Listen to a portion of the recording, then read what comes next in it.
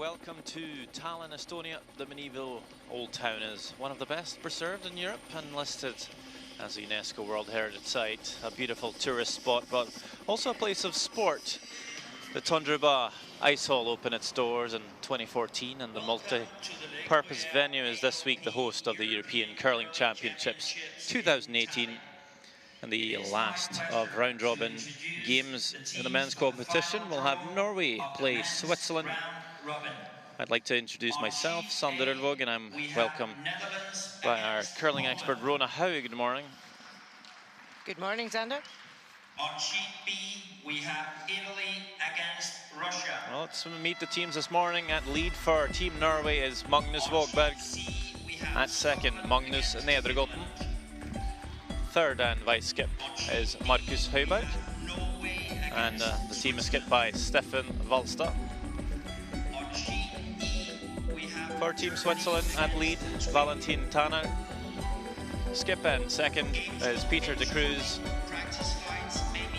Throwing third stones is Sven Michel.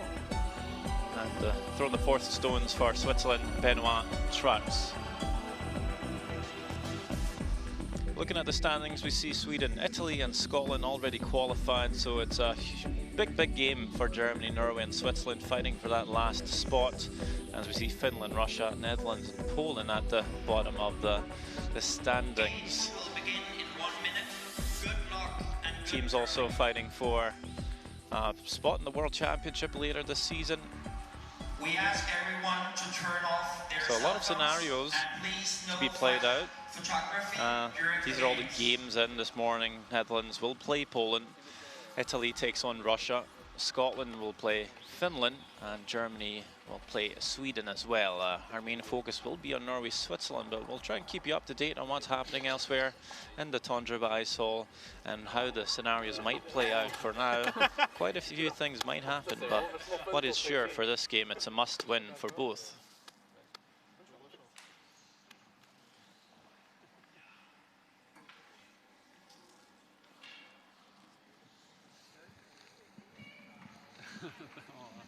So you see the last stone draw there, Norway outdrawing Switzerland in the pre-game practice. So they get the advantage of last stone. They'll also throw the red, Switzerland throws the yellow. And actually that draw shot challenge might have been very important in terms of ranking. So as soon as we tally up the draw shot challenge, we'll know more about how this plays out for the teams. Valentin Tanner will get us started with the first stone, and it's a center guard called by Switzerland.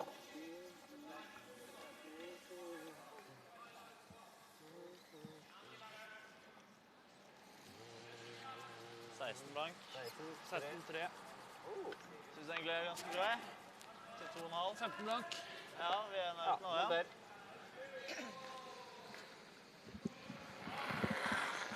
Lead for Norway, Magnus Vågberg. Linja bra. 6, 7. Hold den i gang hvis du kan. 8. Bare part. Bare part. His father, an Olympic champion. Lars Vågberg. He was there in Salt Lake with you, Rona. He wouldn't be, he wasn't an old boy back then. Magnus, an 02. What do you mean? We're not old now. And he makes a nice drawing around the center guard. It's fun seeing the same family names through generations in curling. Yeah, good old traditional family sport. It's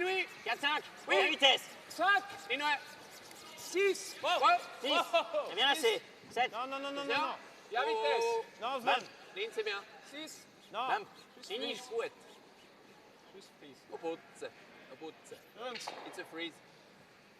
It's a shot. It's a boy. The Swiss team are current Olympic bronze medalists. Yeah, this Norwegian team was hoping to be at the Olympic Games in Pyeongchang, just edged out slightly by a team of Thomas Ulsrud and the commonly known as Fancy Pants. Yeah.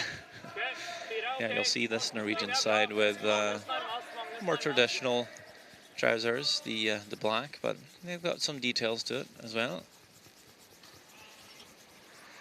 Here we see the rules of play. It's a 5-stone free guard zone, which we've enjoyed very much so far this week.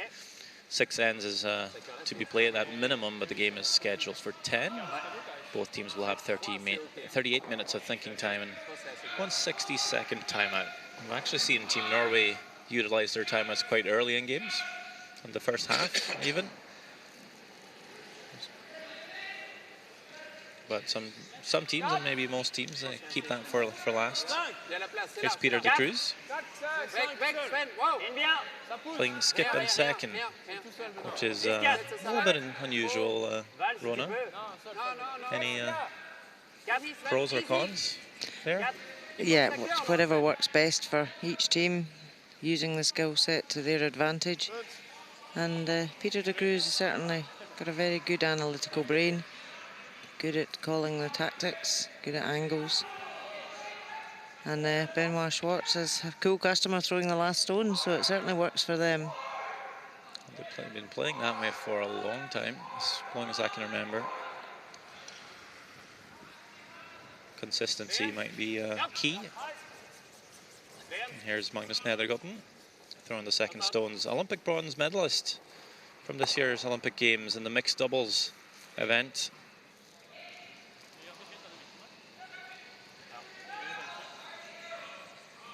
And do you think at some stage these players now are going to have to make a choice between the disciplines, whether to play mixed doubles and focus on that, or will they be able to carry on playing in the men's event and playing mixed doubles?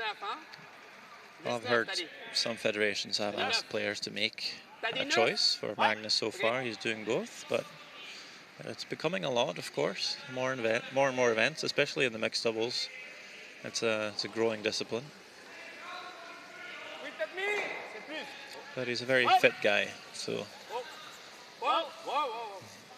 for now he's able to do both, but it takes a toll on the body, of course. Yeah, but as you say, after the mixed doubles debut in Pyeongchang, there's certainly a lot more events this year for them to play in, which is great. That discipline is growing. But it's very difficult to keep playing all the men's events and the mixed doubles.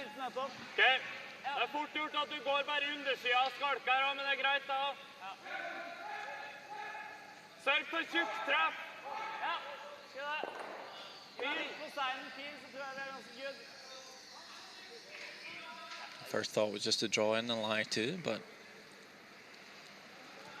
you don't feel like leaving too many yellow stones about here in the first end. So pulling a hit and roll, see if they can maybe even roll and punch the other red over and get some separation that way.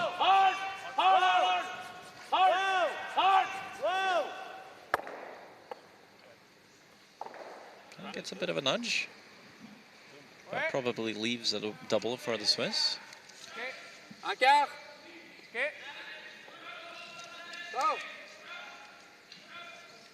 As we'll have a look at the new addition to Team Switzerland, Sven Michael. He's been on the TV screens before. He's not in the Olympic Games with the Swiss side.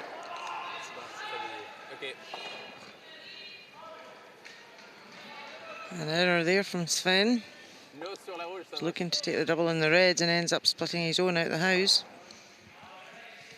Yeah, it's usually kind of a shot you expect to see made from Sven. And talking about mixed doubles, he's actually a reigning world champion. Picked up the gold in April, playing alongside Michel Yaki.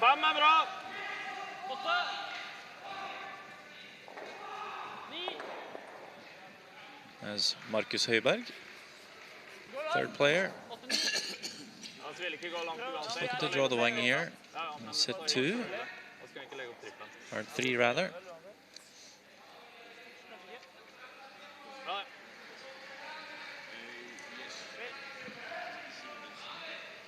Peter de Cruz very quickly lining up the angles here.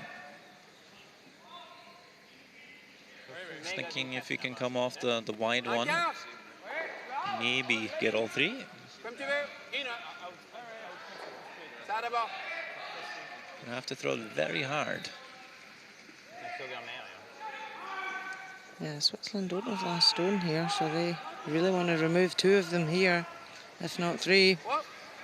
Big weight from Sven Michael here.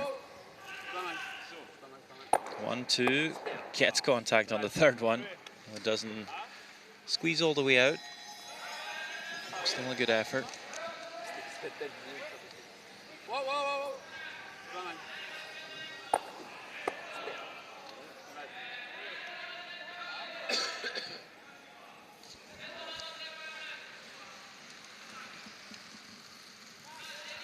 Linja bra. Køle litt tidlig. Vågberg på innsida. 6. Okay. T-line som gjelder, tror jeg nesten. Ja, det går bra her. Til kosten igjen. Spill, Markus. 14 igjen.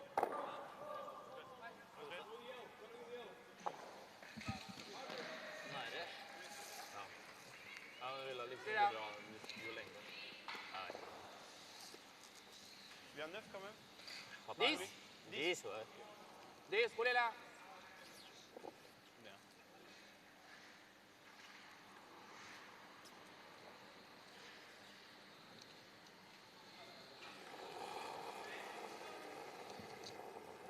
Neuf et demi. Ouais. Attention. Ouais, ouais. Steady up. Yep.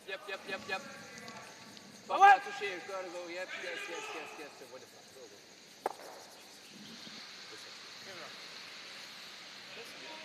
Well, not able to stick around there, Benoit Schwartz.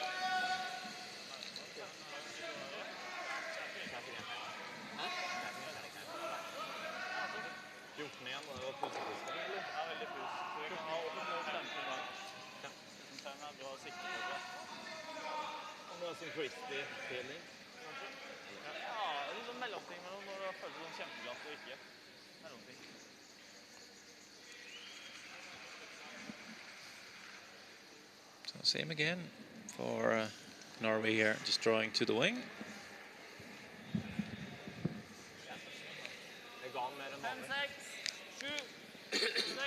Seks er bra.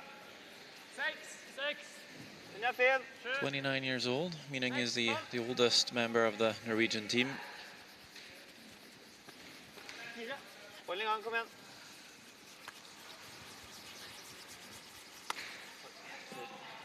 And he'll make a good shot here, leaving those perfectly level. Lots of separation, no double for Switzerland. Very hard to make a hit and roll even, so this is more or less just the hit one of the reds, maybe roll in for shot for Benoit Schwartz. It's a very textbook end for Norway.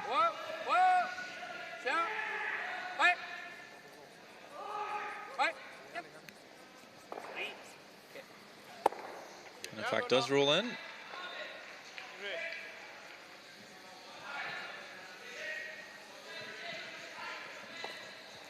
That will force Norway to make the open hit for 2.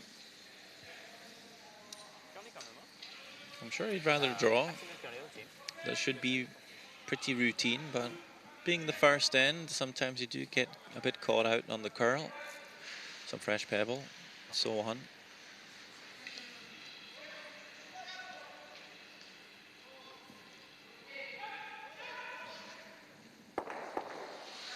Last stone first end. A great chance for Norway to score 2 here.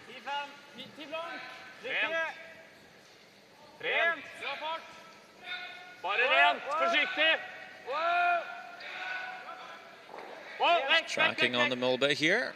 Will it curl enough to hang around? Yes, it will. That is 2 points for Norway. Great start for them.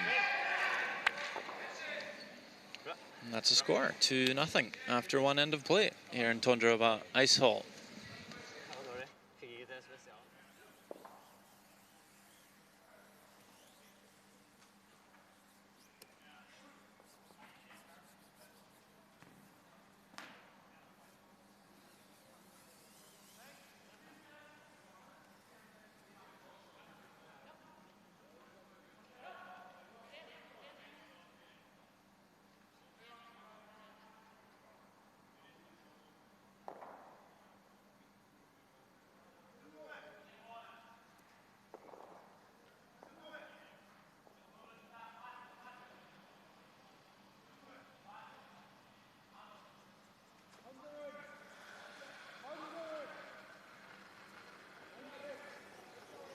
5.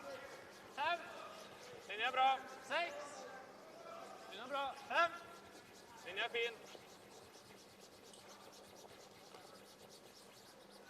4.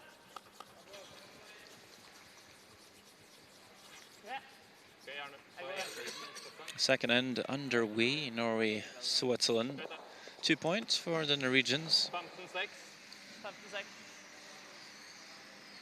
And the first end now. The Swiss will be chasing a multiple score, throwing up the corner guard here with Valentin Tanner.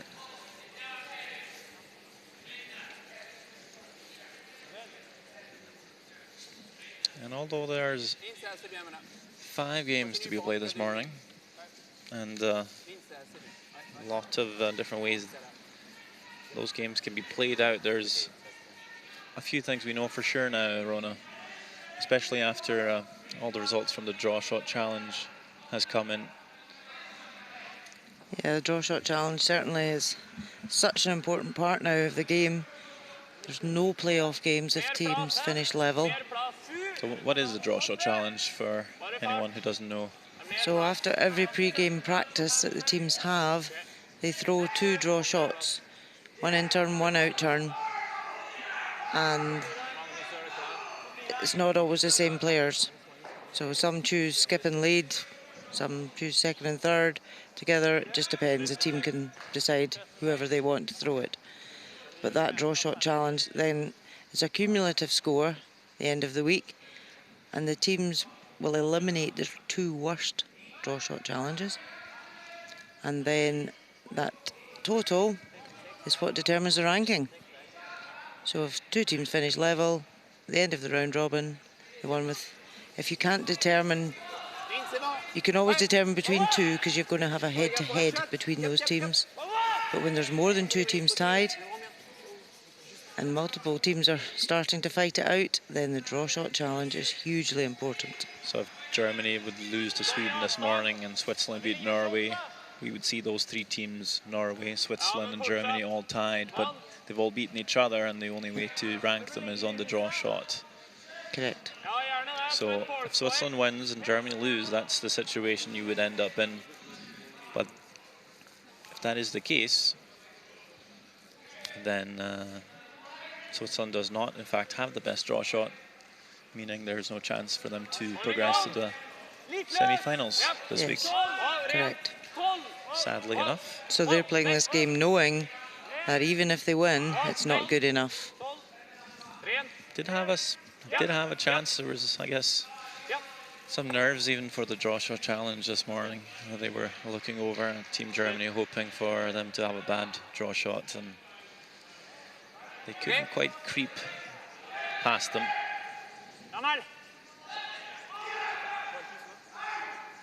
Also, Germany has a better draw shot than Norway, so that means Norway will have to win to make it through. If Norway lose, then Germany will go through to the semi-finals. So, yep, Germany currently playing Sweden, who are undefeated this week.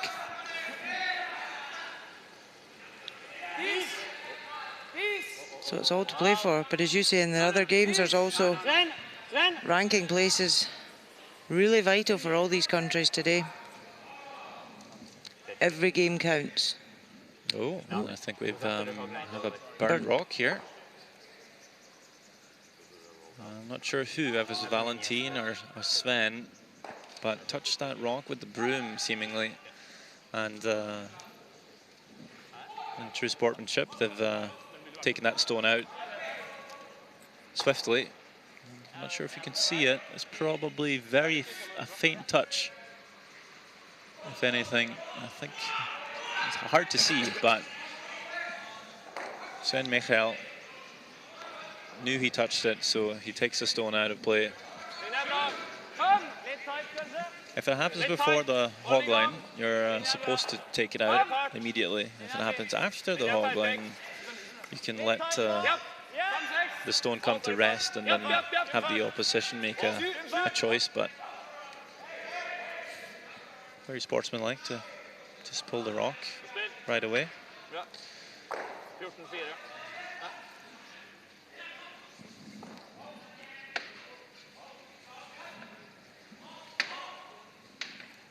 So over onto sheet E, Germany versus Sweden, the game we were talking about. Sweden have brought in their 5th player today, Oscar Eriksson, skipping. So he's throwing last stones. So Oscar with a nose hit for 2.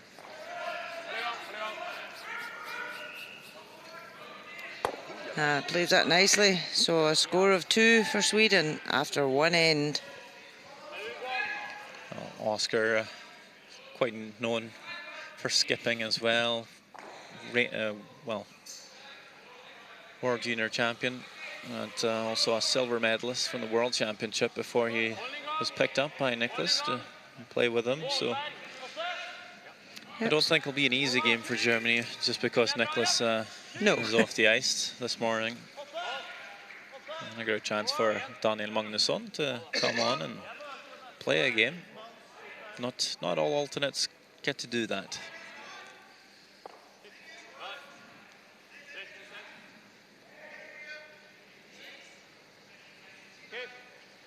Swiss coaching bench. Thomas Lips sitting next to Simon Gempler, the alternate.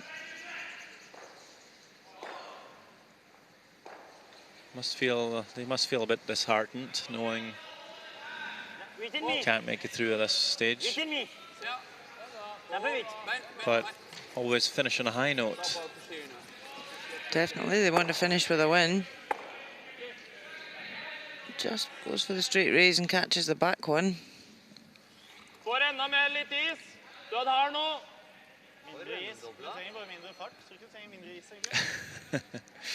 Thomas Løvold, coach of Team Norway. Yep, he knows his team's still got it all to play for. He's usually quite cool and calm. Doesn't take things too seriously. Keeps a light tone.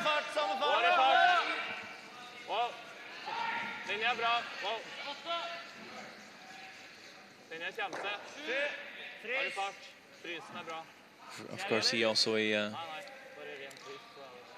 World Championship silver medalist with the Ulsrud team back in Cortina. Well, actually, he was replacing Thomas Ulsrud as he had to leave Cortina before the start of the competition.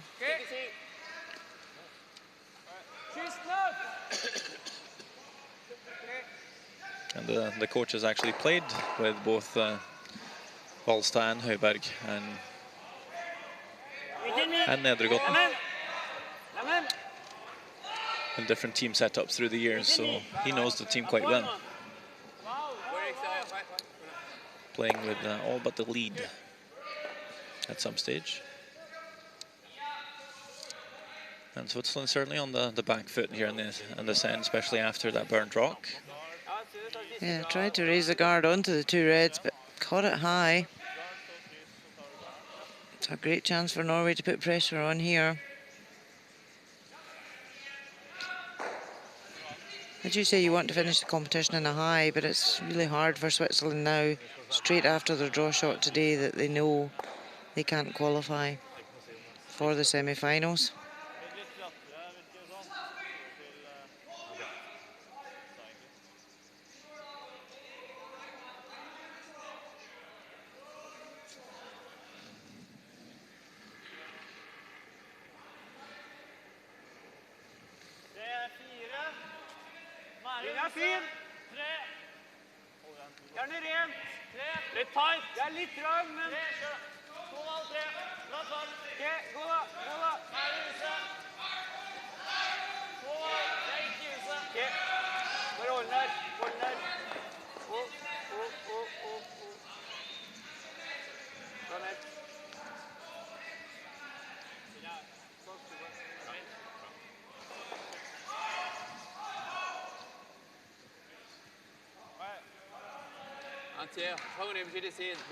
Switzerland can only see an edge of that.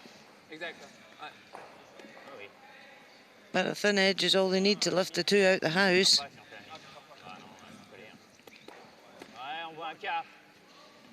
Un quart, ça le fait encore. Oui, ça le fait, oui.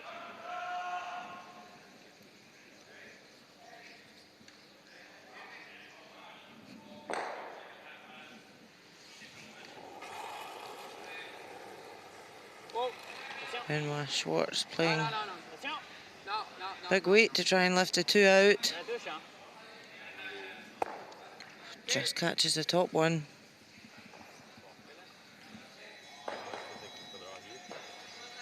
Yeah. Chance for Norway now to really turn the screw at this end and bring that second one in behind cover.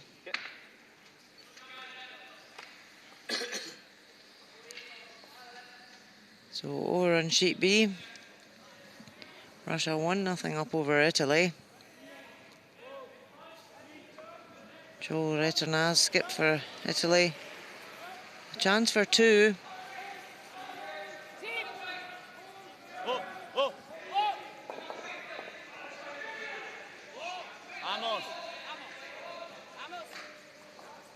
Trying to make it curl.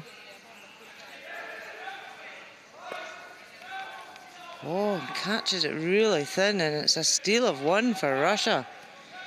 So Russia 2-0 up after two ends.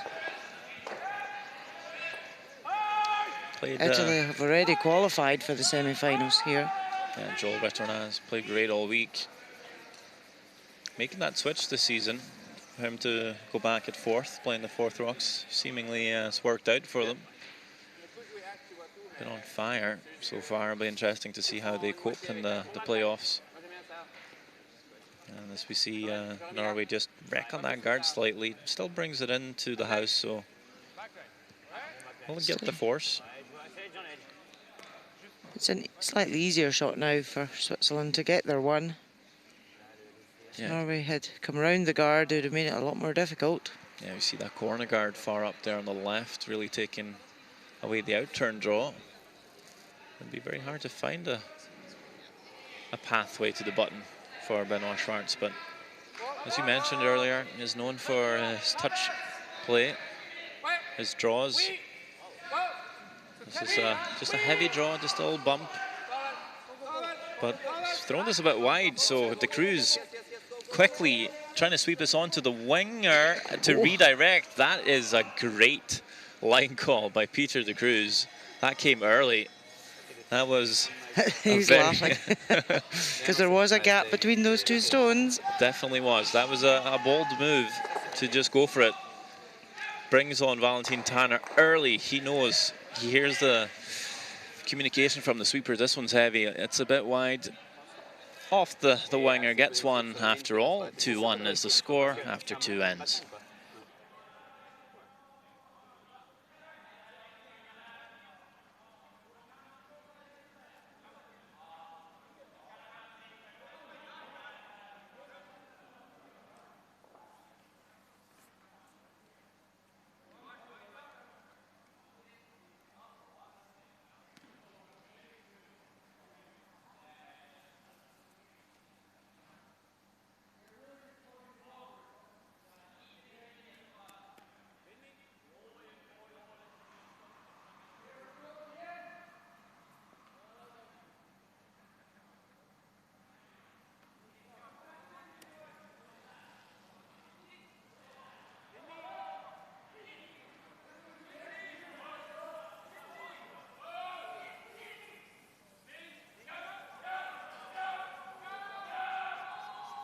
Place.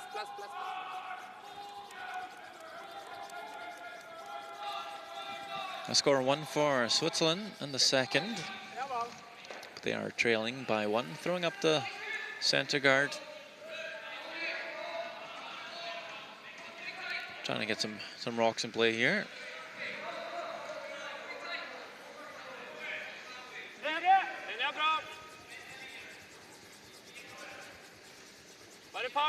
Now we talked about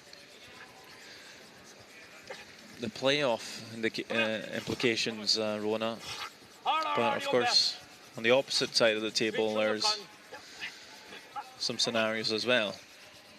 Certainly is. The top 7 ranked teams in the E division, those countries will qualify for the World Men's. in Lethbridge in Canada. The next two place teams, so whoever finishes 8th and 9th in ranking, will go to the World Qualifying, which is a new event in Naseby in New Zealand in January, where 8 countries will compete in men and women's to get the last 2 places. We'll just have a look at Sheet E. Mark Muskovic for Germany, going for the raise, and splits his own out the house. Is it going to go far enough for Sweden to steal 3? It's a big steal. Germany in a must-win game. Sweden 5-0 after 2 ends. It was a risky shot, and, well, certainly the worst outcome there for the Germans.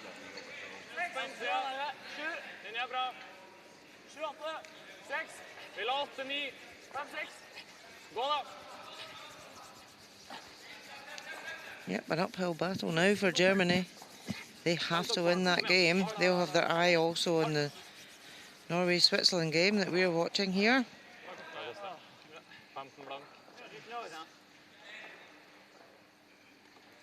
So yep, Xander, ranking's really important for all 10 teams in this A division. And also the B division that's running in the hall beside us. 16 men's teams competing there. So the top 2 of the B division, so 1 and 2, they will also qualify for the World Qualifying event in New Zealand.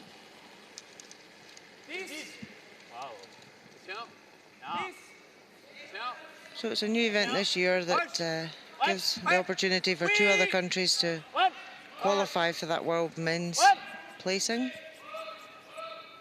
2 have already qualified from the Pacific Asian Championship.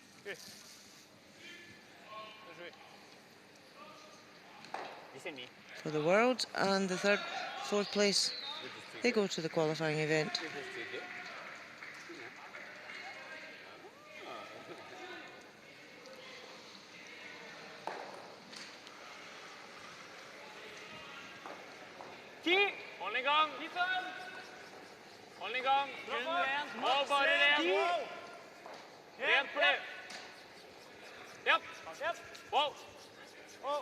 So Norway just hitting the open stone. Lie 2. I like either top freeze or This is the angle is so shitty. Tu fais le run avec 9? Moi, je passe ça, même avec 10. Ça, même avec 10, ouais. Si tu veux, ouais. Ouais. Je crois qu'on est obligé. Il faut le prendre un tout petit peu à l'intérieur, là. 10. 10, c'est bien. Je pense que ça va assez vite au milieu, ça suffit 10. Ouais, là, c'est bien utilisé, ouais. Non, il faut un peu moins de glace. Bon, pour Un 10, petit peu moins. Juste 10, hein. Elle est très haute, tu vois. Ok, ouais, ouais. C'est pas une pire dans la main.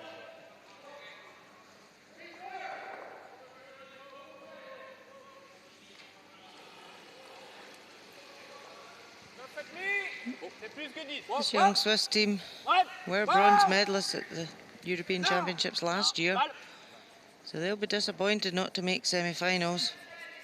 Do you think it's more disappointing for Sven Michael being the new member of the team?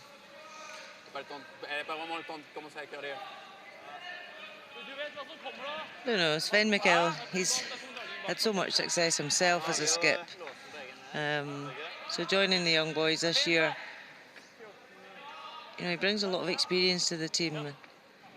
Yeah, the boys had a good season last year, Olympic bronze and European bronze. So, yeah, he may feel a bit of pressure saying, oh, I've come in and we're not qualified. Yeah. But it's the start of a 4-year cycle in the build-up to the next Olympics. That's what all these teams are looking at now. You know, they've made changes this year. And they're all building up to the next Olympic Games. Yeah, no need to peak too early. Of course, certain teams seem to be at the top just every year. As that of Team Sweden, they seem to be, well, pretty on form, at least every here at the Europeans. 10 minutes good. Of course, we had the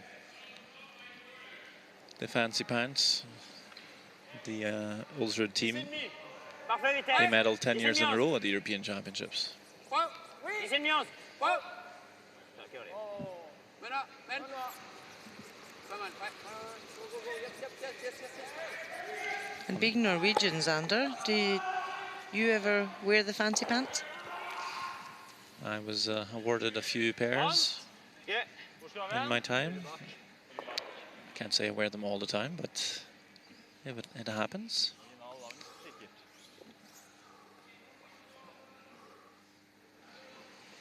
Well, there's all the scores, and there are the standings as we see.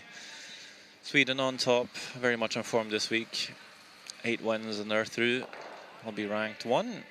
Italy, Scotland to follow, and we'll just see if it's Germany or Norway to get it in there with them. Of course, this is a very first European Curling Championships for this new Norwegian side, but they have played 2 World Championships 2 years ago in Edmonton, making their debut there, but also in Las Vegas last year.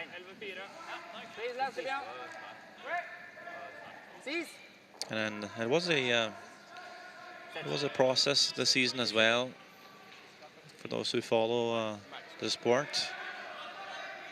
The federation picked out 3 competitions to be based on. It was the national championship, which was won again by the Wallstad team, and there was 2 tour events in Switzerland. And just on CTRS points, the World Curling Tour ranking points, this young team was slightly ahead, and because of that they were given the chance to represent Norway here in Tallinn. Really nice wee flop in there. Sven Mikkel will be happier with that one.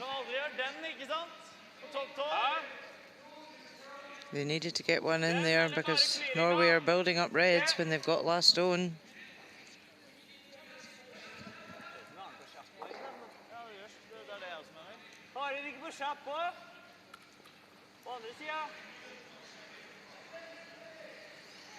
And will Norway have a playoff for the world men's? Or will it be dependent on how Team Wallstad do here? What I was told, I'd say unofficially, but I've heard it will be just the winner of the national championship this year. So anyone will have a chance, unless... That's what I heard anyway. Haven't seen a official document yet. Just trying to run this back. Oh, but splits 2 yellow stones out the way. So if anyone's missing the fancy pants, they might make a return for Lethbridge in April. Yep, they'd have to beat this young team.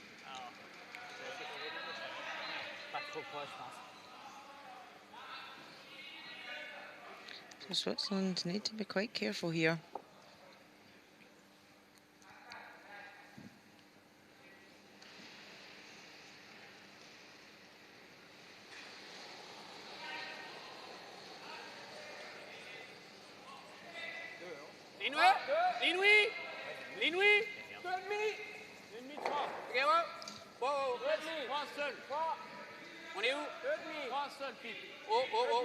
I think it'll be important for Switzerland to not fall too much behind early.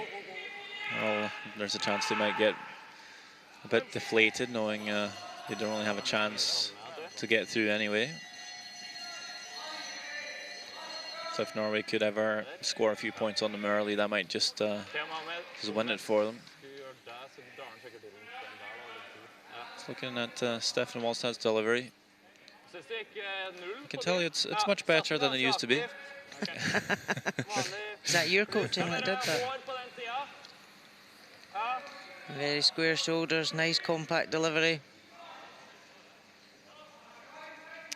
And the hat. He used to have a few peculiar technical details to his slide, and Used to tuck a bit more, a little more off balance, but looking about much better now, and he's a much better player than, well, this is, I'm talking 7, 8 years ago.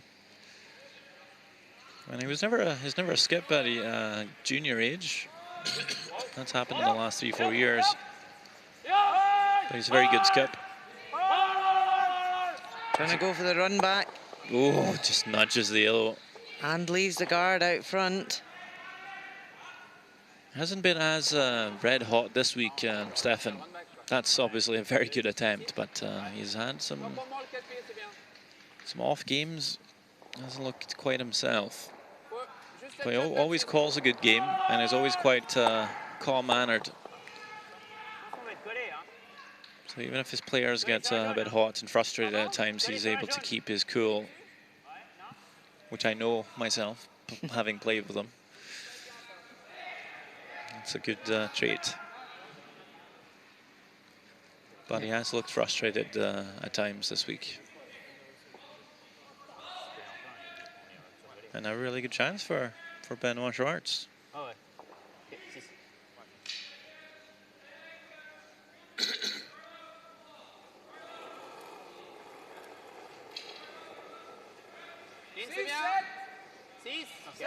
So just looking to second counter in the house behind the centre guard. Certainly don't want to be wide and heavy and leave a double. Well, looks a bit heavy. Another line call from De Cruz here. Try and bring it onto that red. So he's going to do enough for Switzerland.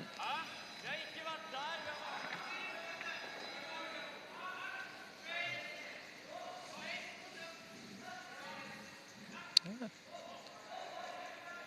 Any comments here, Rona? Pretty square shoulders again, just to maybe that back foot's coming out a little bit, slight rotation counterclockwise, if anything. Yeah, there's more movement with his hips in the hack. When he pulls back, his hips twist more. So when he goes forward, that's got a slight drag effect. So that's why I was a wee bit twisted there.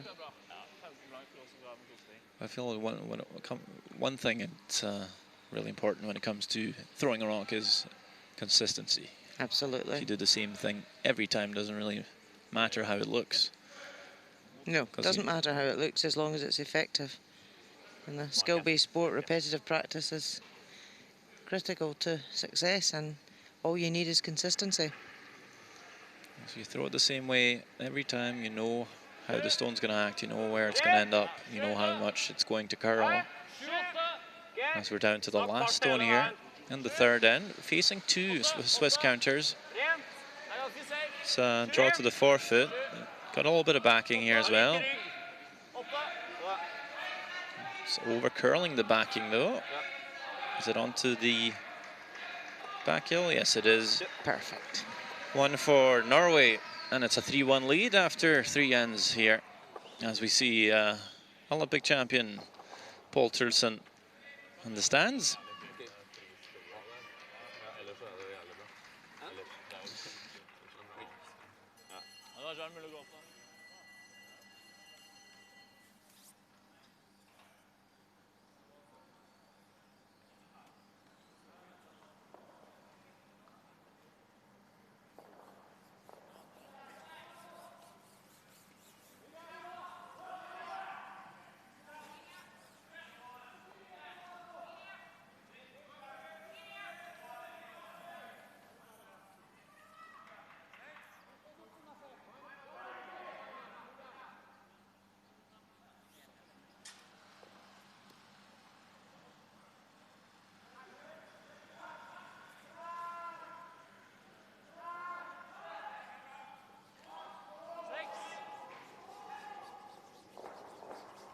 Har du plass?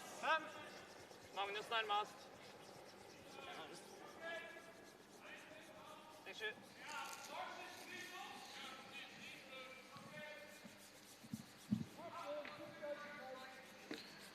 Score of 2 in the first end, and a couple of forced scores, just a few singles. Last one advantage back in the hands of Switzerland. And again, they'll throw the corner guard, this time Valentin Tanner. Shooting 89% for the championship.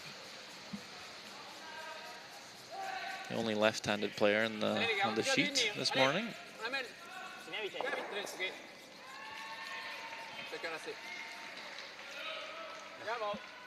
That corner guard finds a nice spot.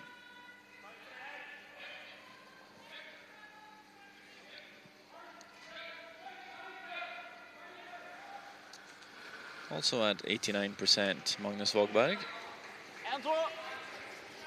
A fitness enthusiast, I would have to say, at the very least. Even though he had an afternoon game, did bump into him in the gym. He's always in the gym, every day. I believe at the World Junior Championship in Korea, he spent 6 hours looking for a gym. So, take a look over at sheet C. Scotland are 3-0 up on Finland. William Michaela, last stone of the third end. Facing 3 Scottish counters.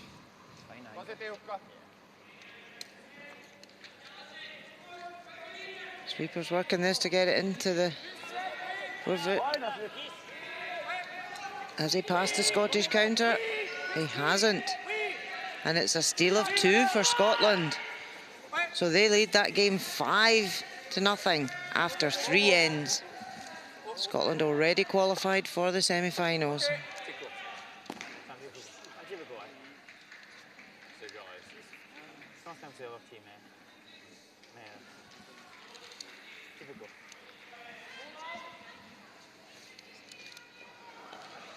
Yeah, Rex on the guard here, Valentin Tanner. And leaves a chance for Norway to just plug the hole, throw the guard on the shot stone here.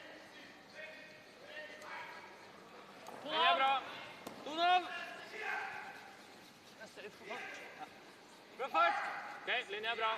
3, litt lenger enn der, på linje. 3, 4. 3, 3. Ok, rent og død da. Vågberg, rent og død. På linje med den andre der. Kun fart, gjerne stoppe. Taking a look over at sheet B, it's Italy playing Russia. Russia's up by 2. Joel Retornaz with the run back here. Stover curling is not going to make contact with any of the yellows. That is a steal of 3. Not getting better for Italy. They're now down 5-0 after 3 ends, although they are already qualified for the semi-finals. As we see Peter de Cruz trying to open it up a little bit here. Gets the double but leaves the shooter. It's a bit of a wall of yellows forming. Ellers så hvis du ser foran så får han spunnet inn den gule der. Ja, ikke sant? Så 3. 3. Marginal 4 sikkert. Ja. Har ikke spilt mye der. Hvordan farta, tror du? Jeg tror litt regget, men greit. 14-5-10 kanskje? Ja. Ja.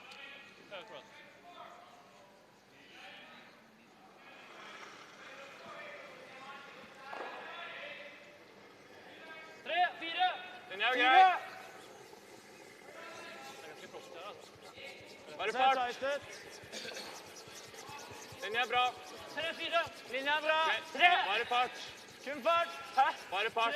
Well, speaking of fitness, Rona,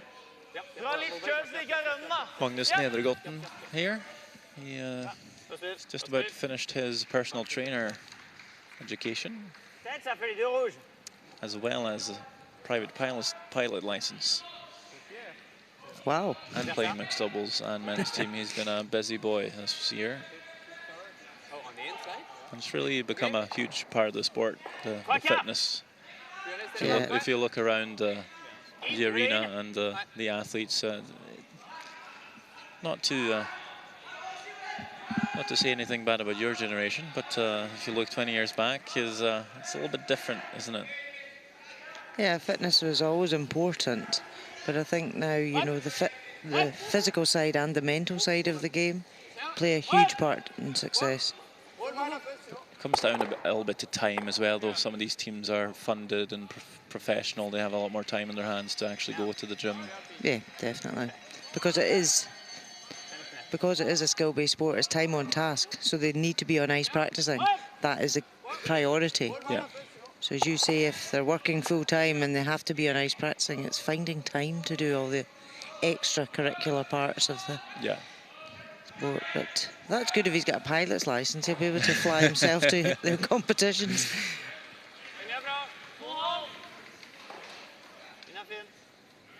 Yeah, you'd rather spend your time on the ice than in the gym, but if you can do both, that is obviously perfect.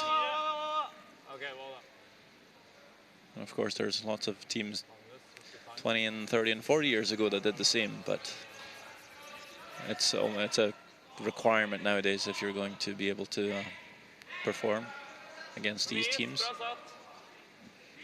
It is, and that's even in the A division here. There's a big difference with, you know, that funding side of the sport, and teams, you say, they train full time so they can have that time to do the fitness, to do the on-ice training, to do psychology work, all the other parts, whereas other players are working full time and trying to juggle their careers with their sports.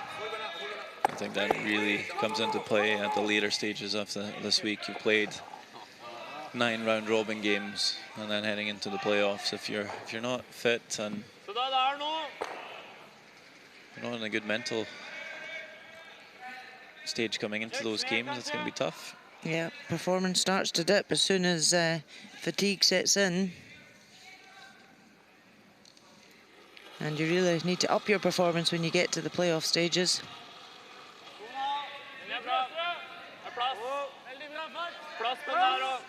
Norway quite happy to keep guarding this one that's in the house here. Switzerland have got corner guards they can use.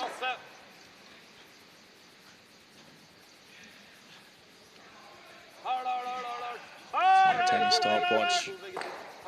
That's some of the skips might have. Also the sweepers for the skip Holsta.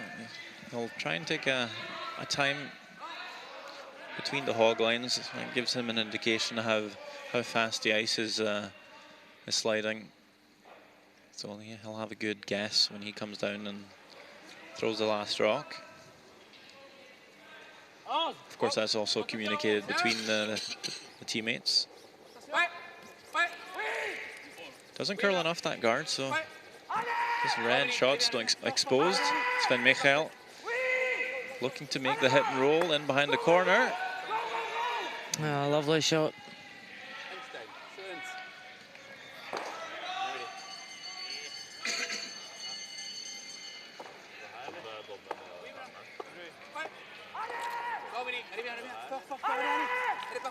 With a nice control weight. It's all about the roll. Sven encouraging his sweepers.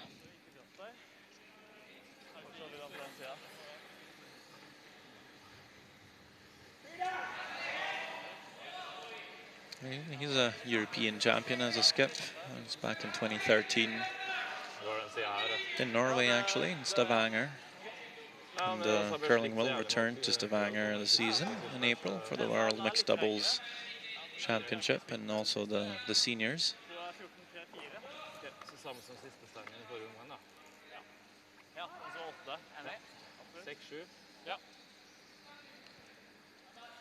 See another stopwatch there. So he'll again be trying to time the rock between the hog lines, as you'll see this red line there. And the ice has been very quick this week. I've seen numbers close to 15, so in around 14.5 to 15 seconds on a draw. Yep. Looking to come right around the guard here. 15 seconds on the nose. With sweeping brings this one to the top of the button.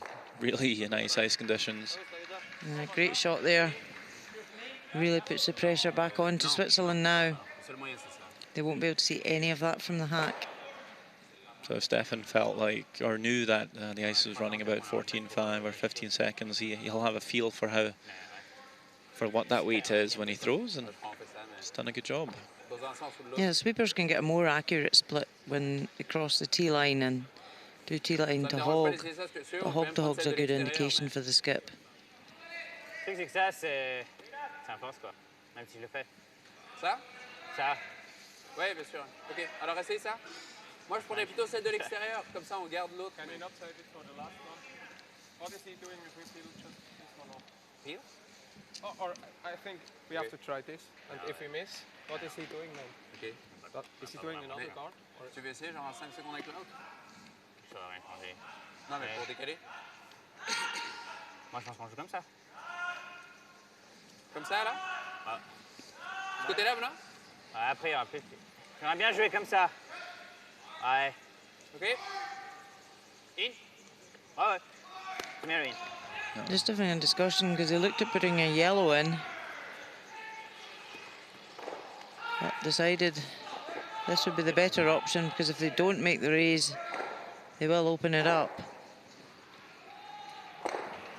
You can actually hear Sven Michael communicating in English there. Of course, the rest of the team from the French part, from Geneva. Whoa.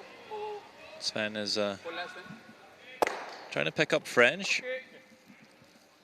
He's not fluent quite yet, as this one is run right past the shot stone, but does open it up.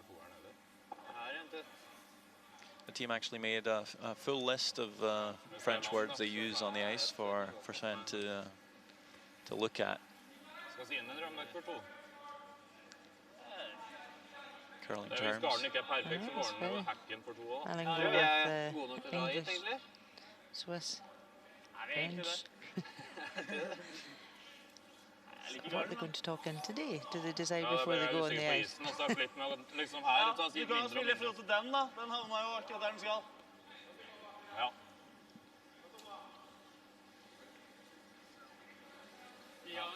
Big decision for Norway. Do they just try and put up that guard, replace it? If they show a fraction of the red, Switzerland have got a chance for two.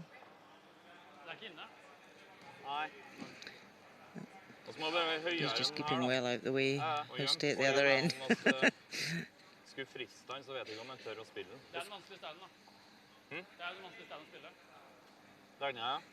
Swiss coach is having a coffee break up on the bench, trying to keep warm.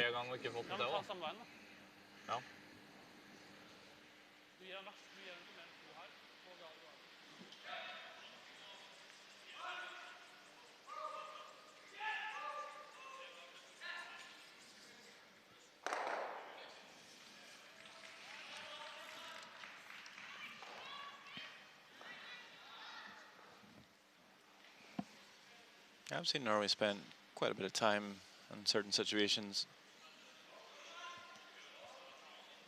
You can hear a second player, Nedergotten, just tell him to make a decision. It's probably, they've had some long chats this week and they've been tight on time a few times. And like I said, they've called the timeout quite often in the third and the fourth end in key situations. Oh. Scottish boys and the Swiss boys just having a bit of joking fun and laughter between shots, and that's a great thing about this sport, camaraderie between the different countries. It is the guard finally to be the call for Norway. The other option was to come into the house and leave a tricky double. So important to completely cover the red in the house. But they don't want it too long a guard because they could come, Switzerland could come round it, tap it back. Pretty well lined up. Yep, straight away Switzerland move out to look at the rays and the yellows.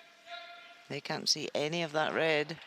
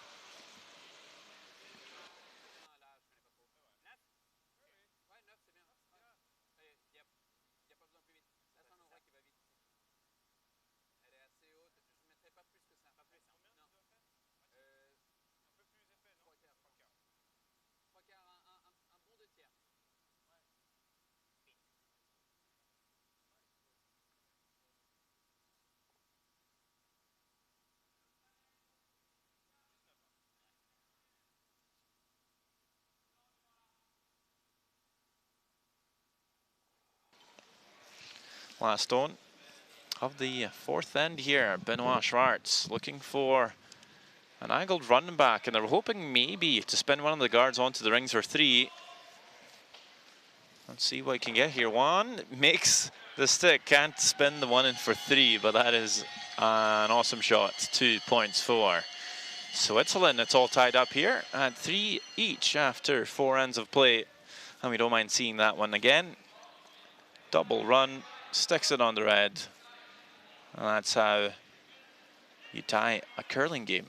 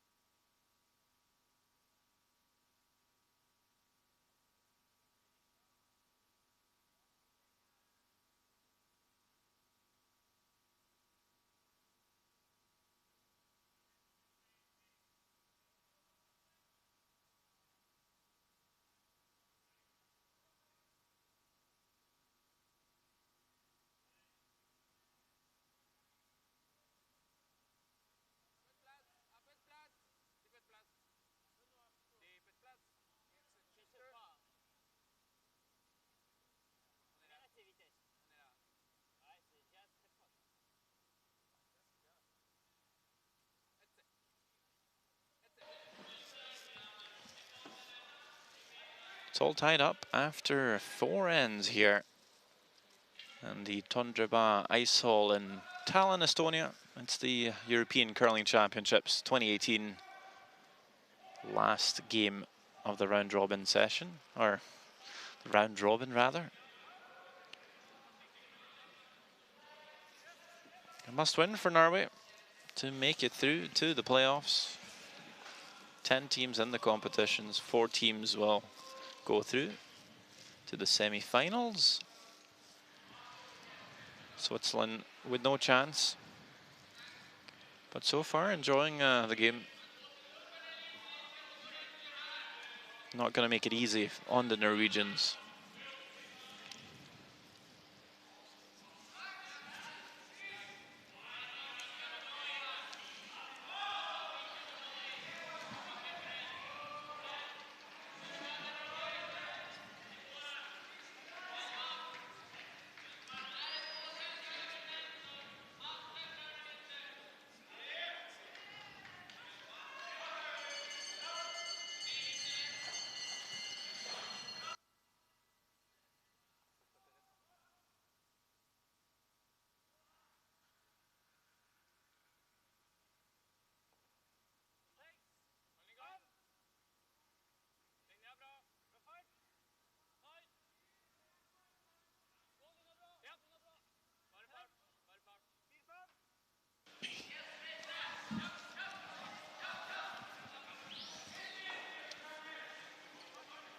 So a fairly typical lead setup.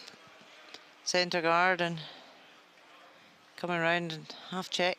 Keep the angles on the stone shot.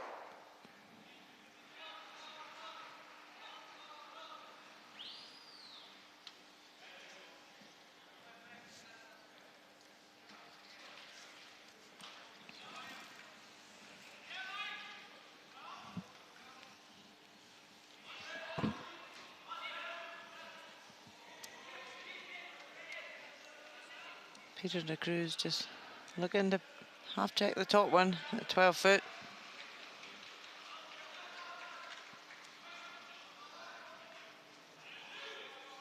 Look over on sheet E. Sweden 7-0 up after 4 ends.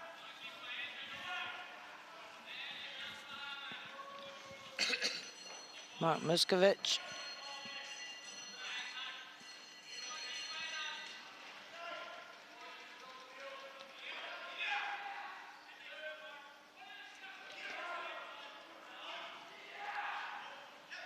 Sweeper's happy with the weight.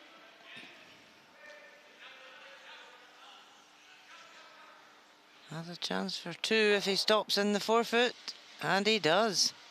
So a score of 2 for Germany in their must-win game. Sweden leads 7-2 after 4. And over in Sheet A, important game here for Netherlands and Poland.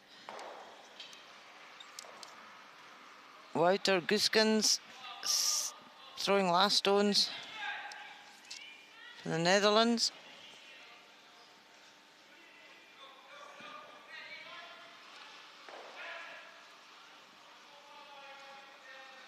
Sweepers on and off.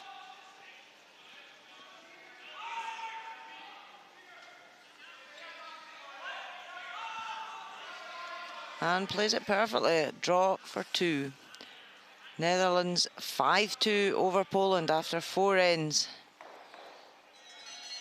This game is really important for the ranking situation. As we said, top 7 go to Worlds.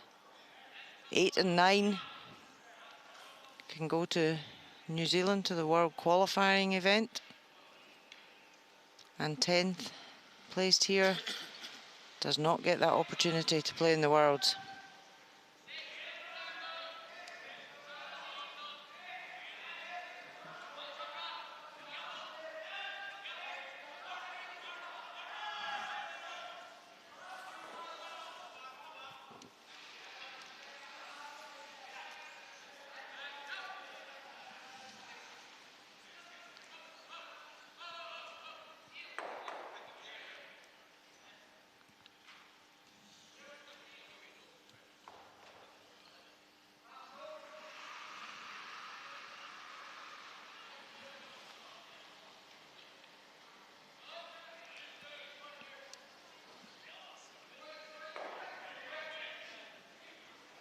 So Xander, how hard will it be for Germany? They are 5 down against Sweden, so for them it's a real uphill struggle. But they know in the game next to them, if Switzerland were to beat Norway, then Germany would go through anyway, whether they lose or not. Whereas if Norway beat Switzerland, then Germany wouldn't go through. So how hard is it to play that game for Germany and not look at the game next door? I think pretty hard. It's probably the when you peek on over and tell the Swiss boys, you know, we'll buy you around in the bar if if you help us out.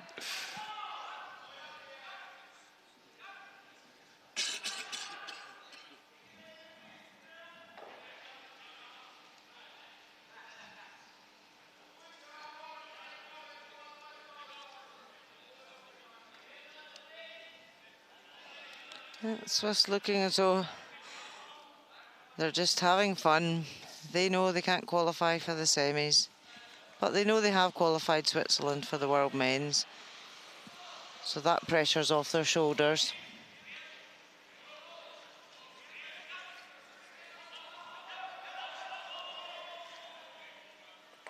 One, 2, 3. Oh, Look great at shot. that. Triple takeout by Marcus Höberg. No reaction. It must be worth a wee smile, Marcus. Well, hit it perfectly.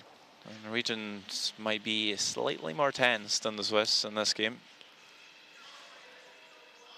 That is just a great curling shot. It is.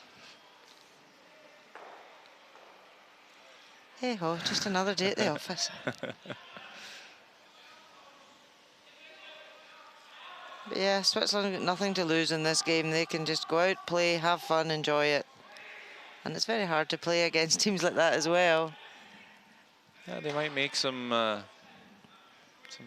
aggressive calls they might not have made in other games. Yeah. And if it goes well for them, then of course that's very hard to play against. So far they haven't called anything too crazy, but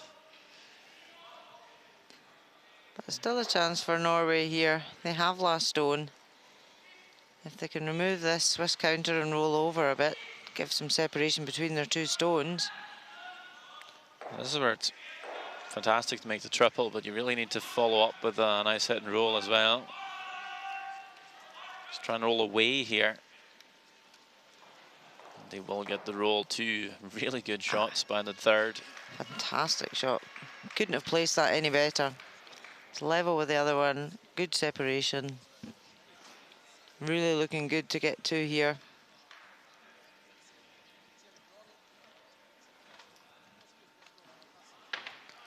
So, left-handed player Valentin Tanner. You can see one very distinct thing is how he slowly drops his hip. And his to elbow. The side. You see the Cruz trying to keep his hips more square all the way through, but also Sven, I believe, drops his hip a little bit and the shoulder a bit. Not as badly as we've seen him in the past. Sometimes that shoulder comes a lot deeper. That is not the greatest slide we've seen from Benoit Schwarz. And it's just when he brings the back leg round, he's opening his hips. Yep. So he's got to try and correct that when he comes out. But when you're coming at speed, it's very difficult to square your hips again. Yeah, there's a few compromises sometimes for throwing the big weight. He won't be the only one in the field. We'll see even Nicholas Edin when he throws the big weight. He'll come off a little bit like that. You see the Norwegian lead, not bad. I know Nedergotten here will spend hours on end fine-tuning his slide. It's not a bad-looking technical team, Norway, actually. No, very square, very straight. Nothing too fancy, though. No, it's stones in a really good position under their dominant eye at all times. There's no movement. It seems a little bit of uniform, if anything, the four. That could help if they all throw it the same. It's easier for the skip to read the eyes if they're all very similar with releases. But of course, the Swiss, even if they throw it a bit differently, they've been playing together for so long. There's no real surprises.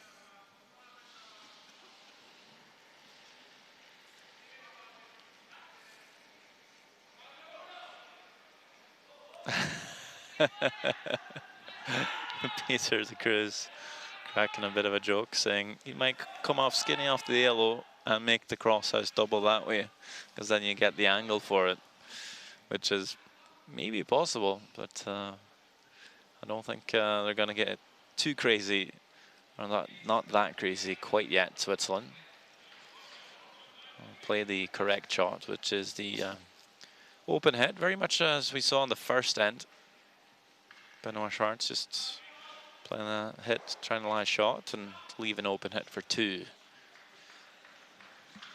And it's an easier deuce for Norway than the Swiss had to manufacture in the previous end, where Schwarz made a double angled raise for the two.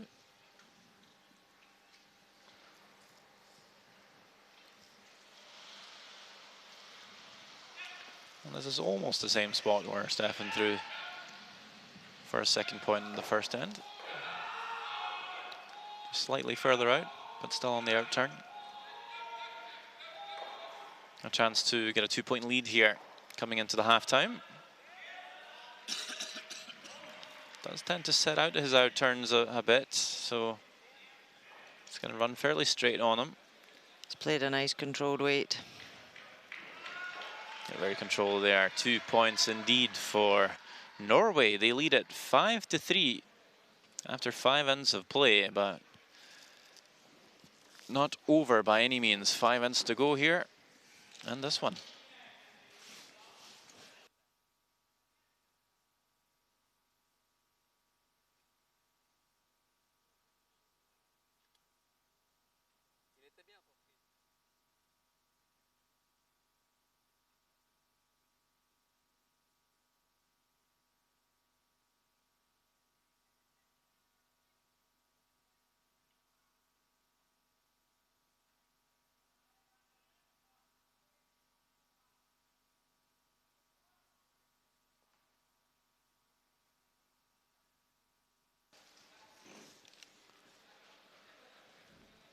First end, it's an open hit for A score of 2 for Stefan Wallstad. Makes it look easy, 2 points on the board. A perfect start for Team Norway. They force Switzerland to a single in the second, but are forced back in the third, having to draw against 2 Swiss counters. Waiting for this one to settle down. And it will on the back forefoot. To grab a 3-1 lead coming into the fourth end. Norway with shot stone, but Benoit Schwarz playing a doubled run on the yellow corner guards. 1, 2, and sticks it for the 2 points. Dupois ties the game after 4.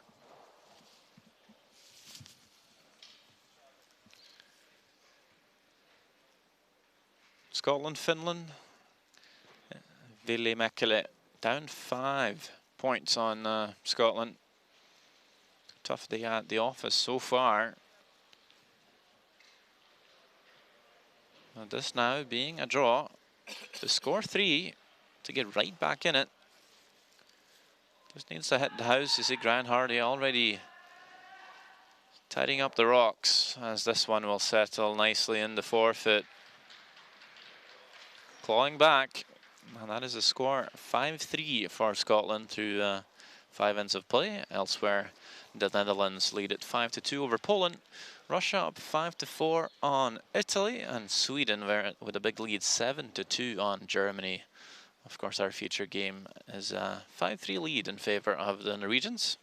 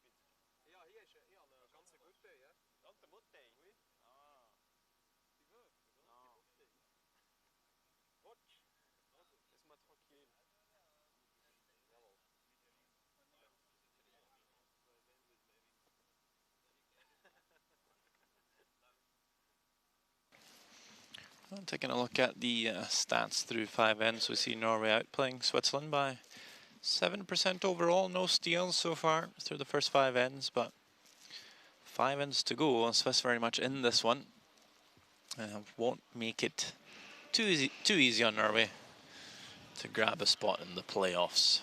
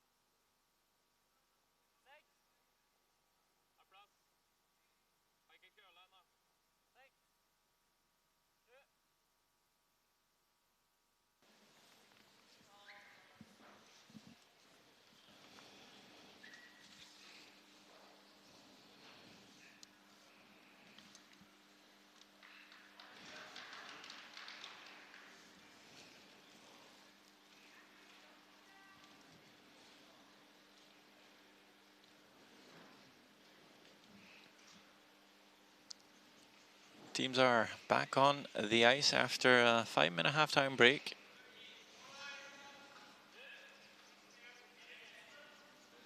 Here the Norwegians were mostly talking about the stones.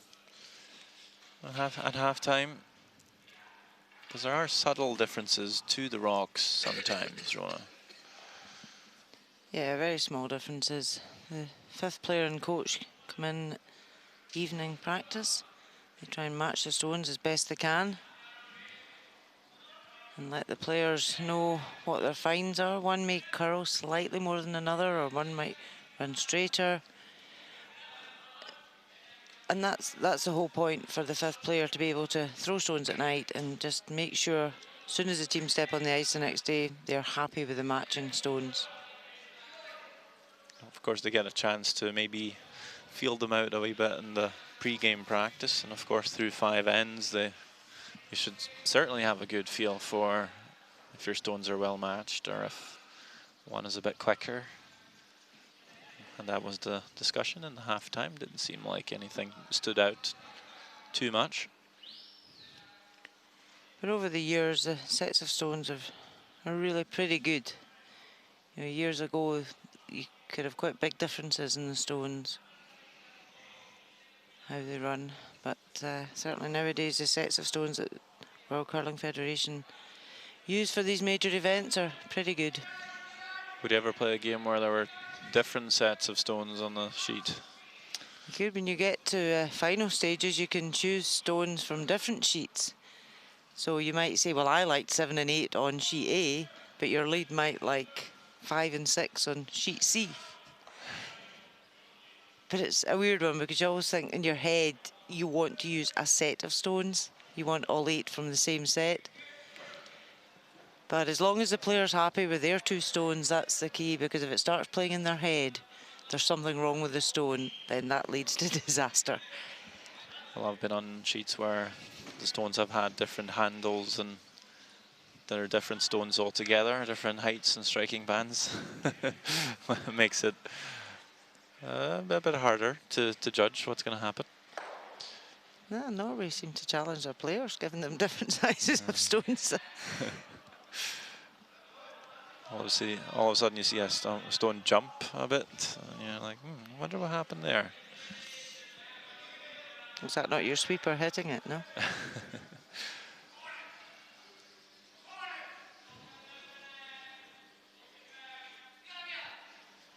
Peter de Cruz, he's top of standings for 2nd players out of all 10 teams for the week. Well, it makes it easier when he can ice himself and choose his own shots. Yeah, he's got no excuse there.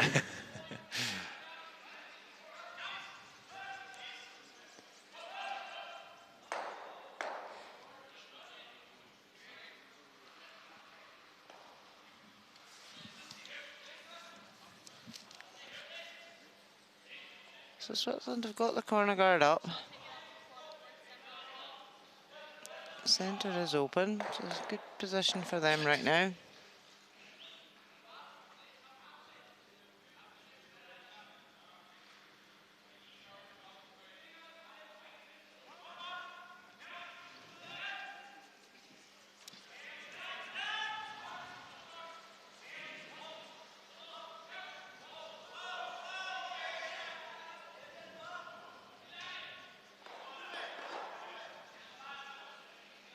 So they'll be quite happy to hit and run out there. They don't want to leave a pocket for Switzerland to freeze on.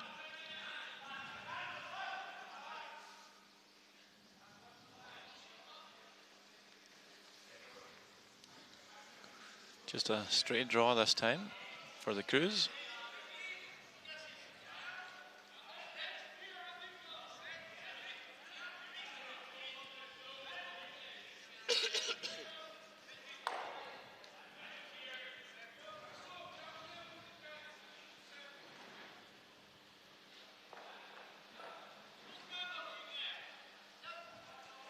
Yep, sweeper's very accurate with their call. 7-8 the whole way down, they said, and that's exactly where it finished.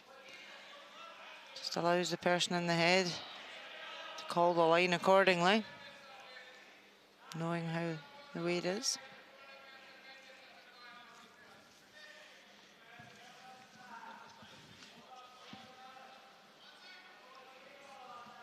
So 88% for this game for Marcus Højberg.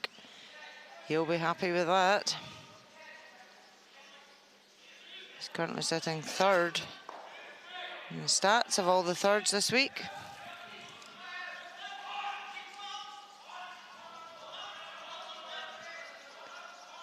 Just trying to follow the Swiss stone down. Great shot.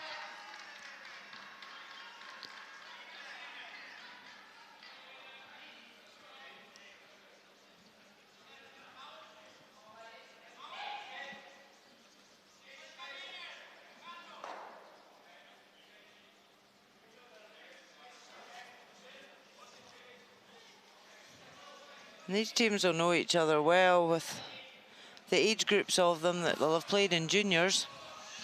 I think the first time, at least Benoit Schwartz and Marcus Heuberg were on the same sheet on an international competition would be back at the European Youth Olympic Winter Festival in 2009. Benoit was playing lead at the time. So over in sheet B, Italy 1 down, but face Italy are lying 4 here. Russian skip. Kel Vaskov just looking to head and roll off the winger. Oh, plays that perfectly. So a score of 1 to Russia. They lead Italy 6-4 after 5 ends.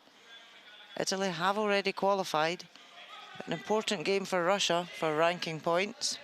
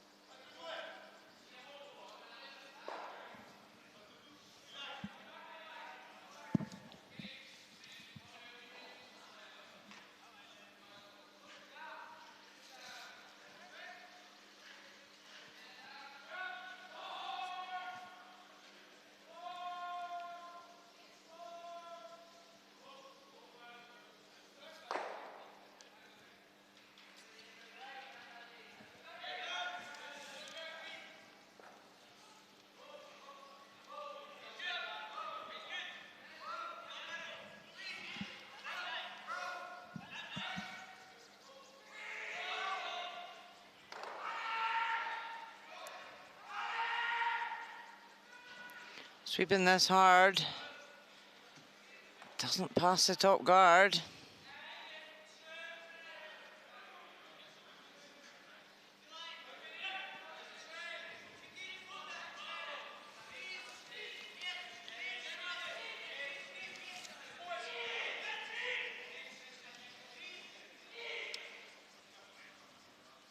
So Norway trying to work out here the best place for their shooter to roll to.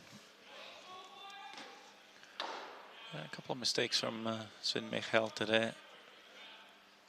To me, he's always been a player of the big occasion, so he'll bring his A game when it's the most important, but a game like this, when there's nothing to play for, maybe less incentive for him to bring his best.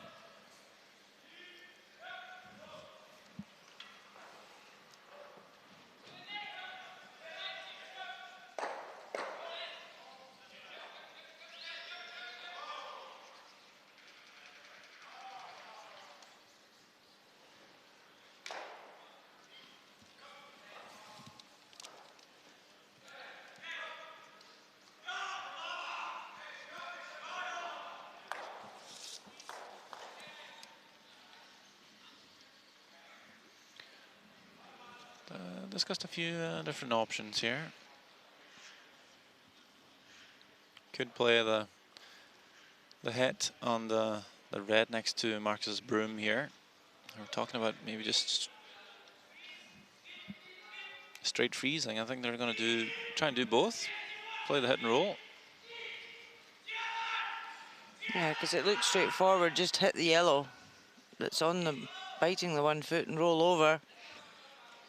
But he's thinking a couple of shots ahead here. No, it's just a draw in the end. He's going to freeze on top. All fooled by the broom position of Marcus, but just going to freeze in the pocket here. Even if they nudge their own yellow a bit on the inside. A little heavy here, though. He wants the curl to get the angle onto the yellow. It's not bad there. It's quite good, actually. Good result. Because the shot is now the one that Switzerland will have to move, but it's going to jam on their own yellow. That rock's in jail, as you might say.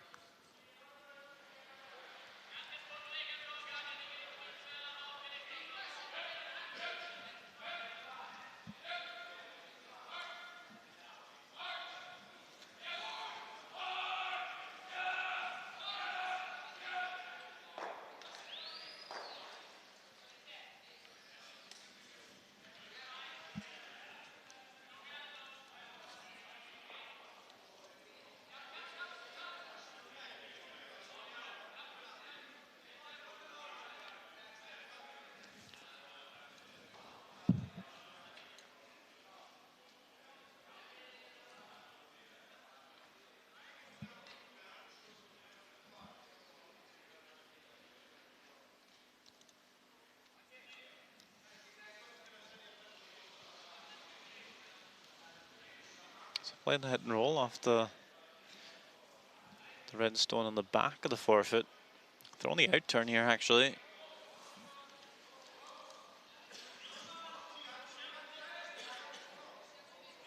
Might see some players throw this on the in.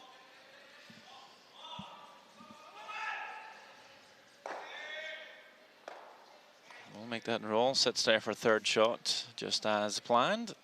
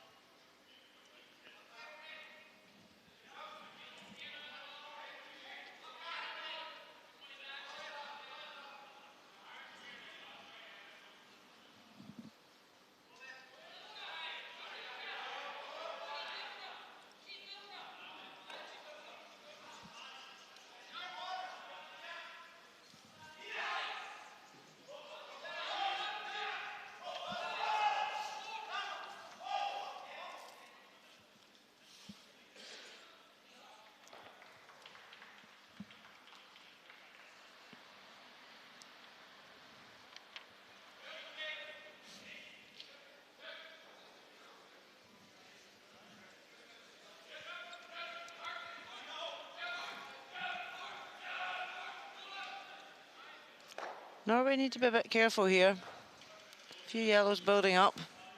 Switzerland got last stone.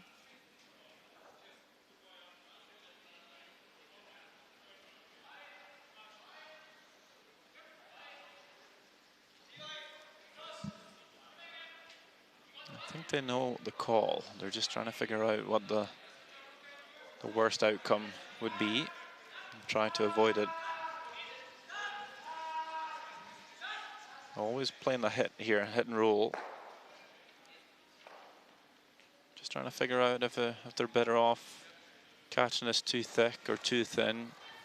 What's the tolerance here? What's the one thing they don't want to leave Switzerland? A shot for a big end. Exactly. So the call is to play the hit on their own red onto that yellow and the button, and then try and roll the shooter to the left and nestle on that yellow stone just played by Benoit. Yeah, that'd be the perfect result.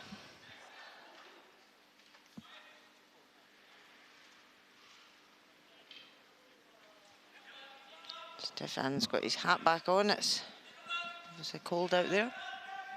As long as you're close here, you should be at least lying to it. Rolling a bit too far. Through the gap. That's what they weren't That's what they thought it wasn't going to be possible to do, but they have.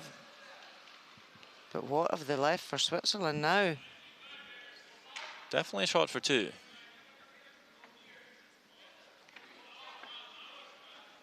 Wanted to catch that thinner and get a better roll to the back yellow. That was, yeah, thicker or thinner, really. Yeah, Just, either or, to be fair. that was maybe the worst. I'm not sure if they've left much more than a shot for two.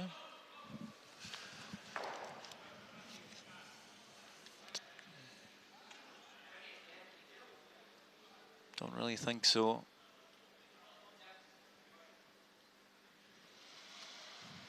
Having a look. I'm sure if there was something to play it. But Yeah, don't think there is. should be quite happy to just play the nose hit here, score two, tie the game. Yeah, nearly an absolutely perfect shot from Norway, but just in between. That's quite typical though. When you have two options, you end up in between the two. It will be for sure one. They're just gonna have a second look. It certainly looks like two yellow.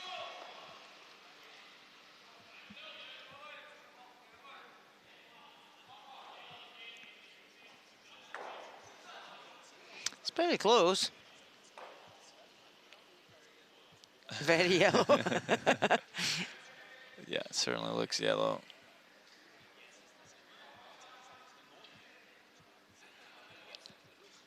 But in such an important game, you start to doubt your eyes and you start to hope. And the more you look at it, the more you wonder, maybe.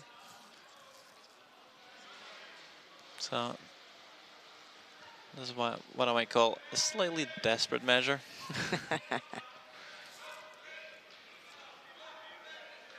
Empire's just waiting.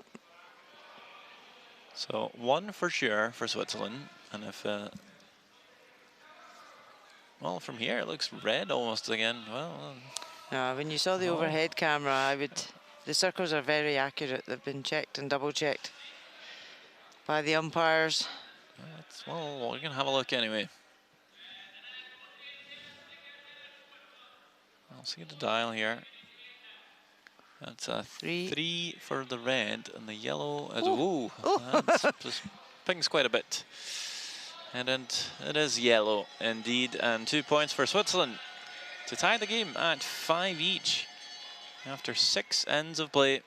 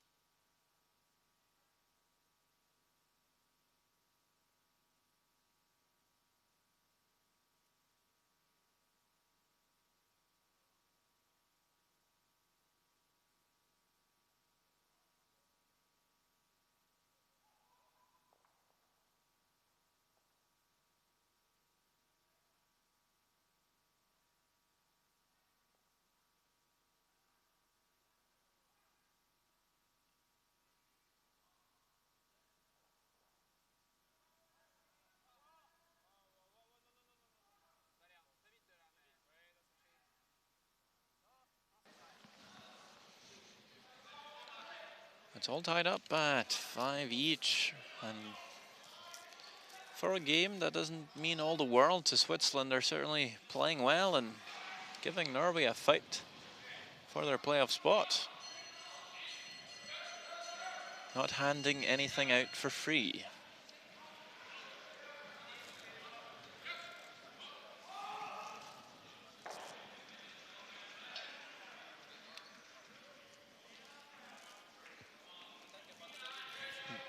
Does it make it more frustrating that your opponent doesn't have anything to play for, you think? It's like Come on, just let us win. I know, you don't need this, we do. Please. But no, you never see a team giving up a game for nothing.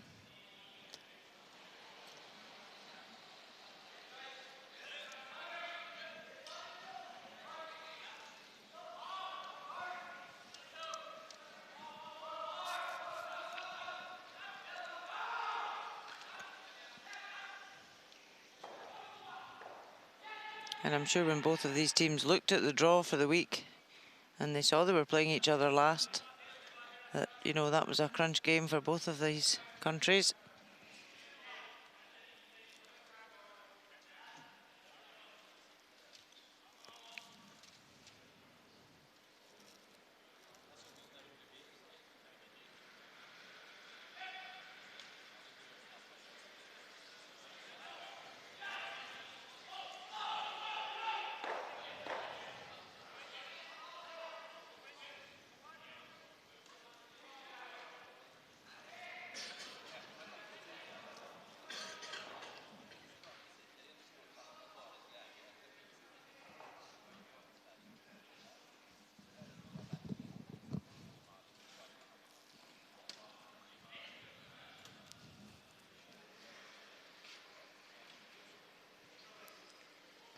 So over on sheet B, Russia 6-4 up over Italy.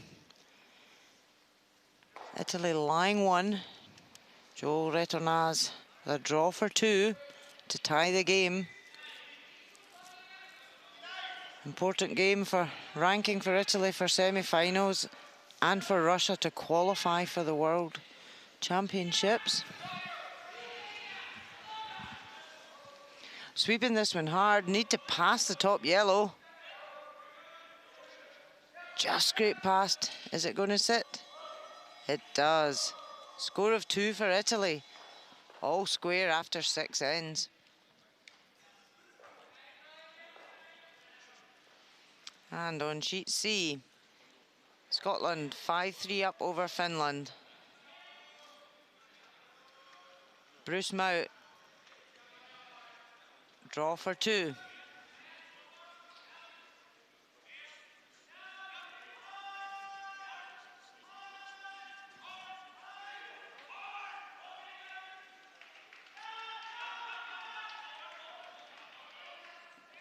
Sweepers just nursing it down.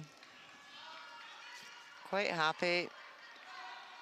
And it's a score of 2 for Scotland. So after 6 ends, Scotland lead Finland 7-3.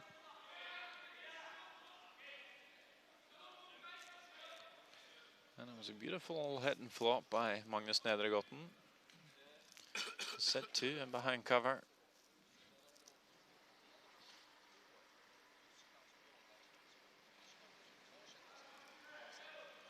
So the crew's coming after, looking for just a tiny bump on the red. Just trying to bump it back of tee and sit right on top, but this one's having some curling to do. Trying to bend it, but it's not curling enough. Oof. Oh, slide past them both. So a great opportunity now for Norway to capitalise. They've got last stone. Here you go, timeout from Norway, as I mentioned. This time at least in the second half of the game. But they tend to... well, we see Sweden picking up a final over Germany here, so that game is in the books, and now the scenario quite clear for Switzerland and Norway. Yep, and Germany were going to have to sit back and watch the outcome of this Norwegian-Swiss game.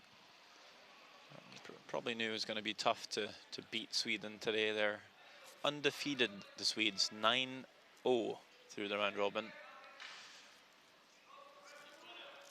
Yeah, so Germany will watch this play out. If Norway win, Norway go to semis. If Switzerland win, Germany go to semis. So Norway tends to take their timeouts Not necessarily in the last end of games, but when there's a key setup for a multiple score, like here.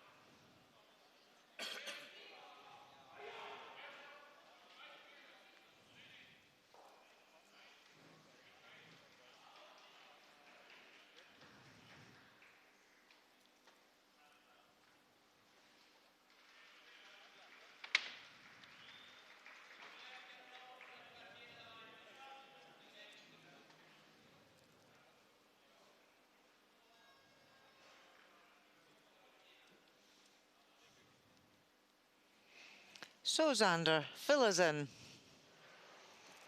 Well, they were discussing a few options here. Either peel in the center guard, I guess, knowing it's the 7th end.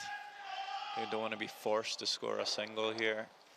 But knowing if they peel the top, they're probably going to run it in. You might even be looking at a blank at that point, which would be okay. They considered maybe trying to get their corner guard in play. You know, they put it there for a reason. And when you have last stone, you don't really always feel that comfortable playing around a center guard, because you know as soon as your opponent makes a shot in behind, it becomes a lot more tricky. But at the same time, it's very tempting for them to come around again and set 3 buried. So in the end, that temptation wins the discussion. Now, it's always a little bit tough to throw a rock after timeout, just taking a bit of the flow out of the game. This one's a little heavy, and that's not going to find the spot that we're looking for. It's not bad. It is top tee. But as well, it's still the second players, so they've got time to bail out if needed.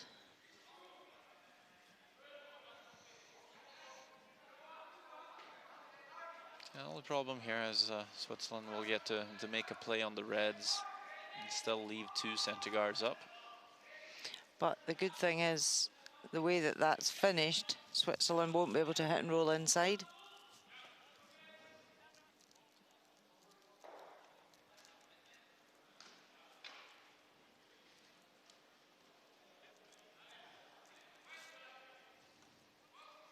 It's a similar shot that the Cruz was attempting here, just soft weight.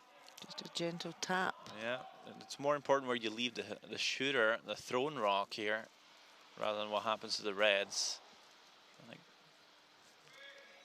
not too bad. Kills 1 red. Leaves the yellow in a slightly tricky spot for Norway.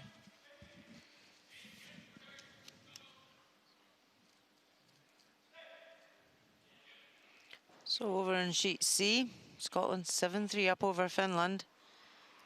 7th end. Scotland line 2.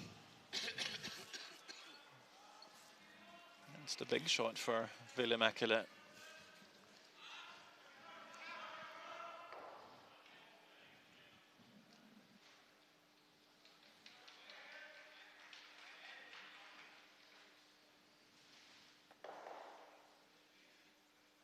Is it going to stay for a shot? It does. So a 1 to Finland. So Scotland leads 7-4 after 7 ends. Scotland already qualified for the semi-finals. Finland fighting for that World Championship place. Now Norway not feeling too comfortable leaving those centre guards any longer. So by opening that up, house is a lot more accessible from every angle. Even though there's 1 centre guard up, it's so close to the rings, it's pretty easy to run back, giving Norway just a bit more control.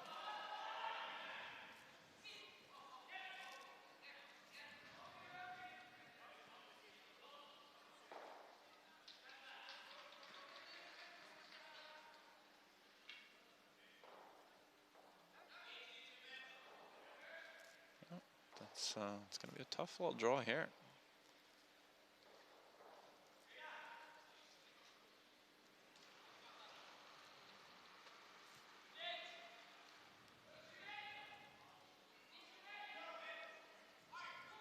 So, more or less a freeze to the back red here, saying play a little bump on it. Through the gap between the corner guard and the center guard here.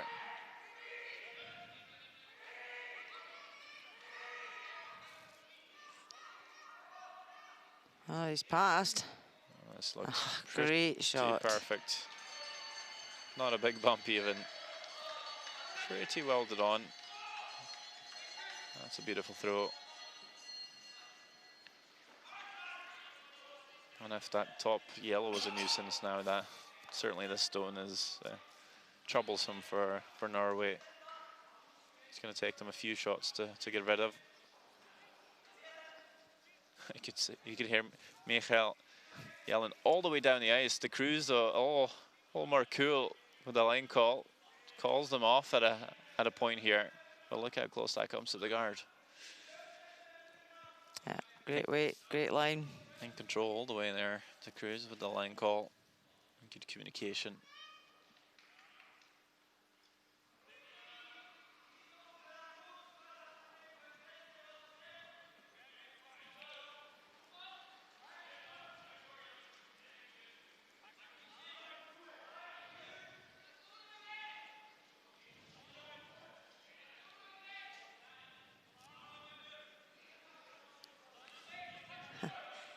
Sven's happy with that one. Smile at last.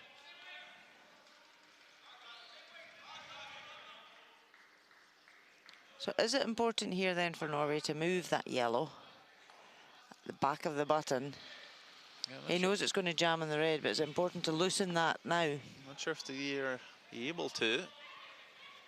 No, but loosen it by moving the red behind it so that the yellow's then open for the next shot. Oh, well, there you go. They've done that.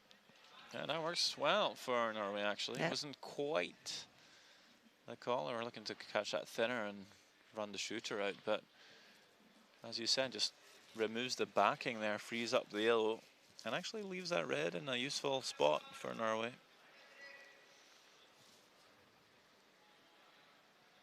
Looks pretty open. And there's a yellow on the back 12 as well. That stuck around. If I didn't miss, that was the stone that was the backing that just ticks over and stays in by, yeah. Yeah, it jams red. So that's a great result. Took me a second to realize I was still there, to be honest, Rona. Yeah, that red's very tap-upable now for Norway. If Switzerland don't make a good shot here.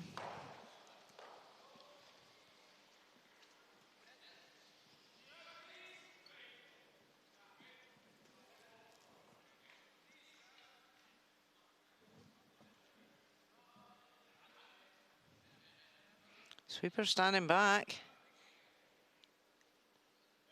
Must have plenty weight. Don't want to spring off.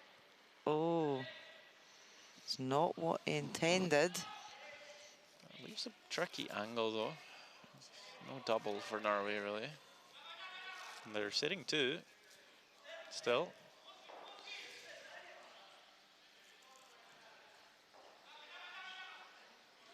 But gives Norway a shot now. If Switzerland had come round their top four buried, it was going to be very difficult for Norway.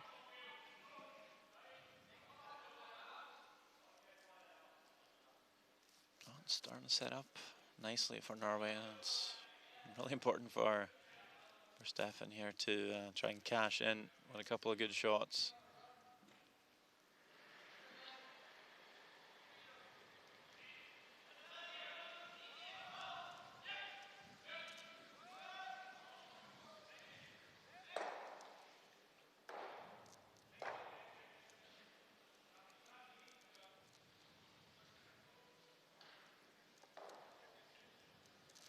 Gets a slight nudge in. Is it possible to get to the inside for Switzerland?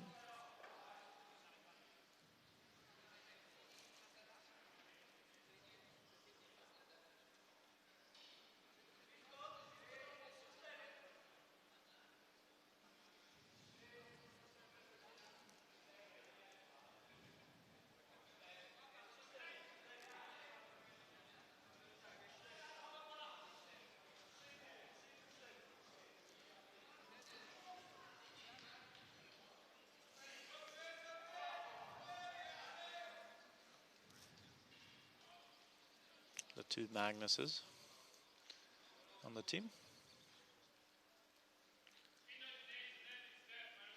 Looking very pensive. A lot at stake for this Norwegian team.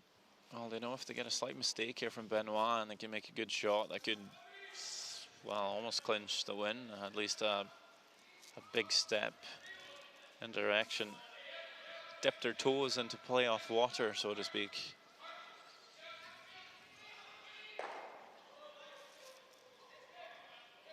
Now looking pretty good here from Benoit Schwartz. Getting a little tap. Now, is there a chance to make the slash double on the yellows? You wonder? There is. For 3? Could be worth the risk. At this stage in the game, it's risk versus reward, isn't it? It's all tied. If you take a 3 here, you're in control. And even if you give away 1, it's the 7th end. It's not the worst end to give up a steal. It doesn't even look as though he's looking at it, though. He's looking more at this angle raise, which looks a lot harder. I don't know much about to see of that top yellow from the hack. Maybe he feels he can't see enough. I guess this is potentially even for 4, but you would have to play it very cutesy. That's very thin, though. Maybe you can't see enough of the yellow to make the straight slash.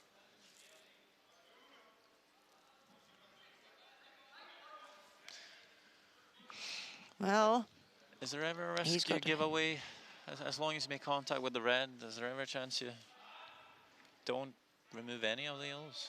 Yep, and lose a 2. Is there a hole? You might jam on your own red and get second shot that way. This is certainly a big shot here for Norway. That's a key shot. Last on 7th end, potentially for 3 in this tied game. They're on it the whole way. No, and it's a steal of 2 for Switzerland. There was a hole indeed. Just a little tight off the bat there on the throw. And doesn't come off for them, or wanting to catch a thinner onto the yellow. So close though, just hairs past the shot stone. And it's the worst possible outcome again for Stefan Wallstad. And a steal of 2 is a bit of a disaster. And Switzerland leads at 7-5.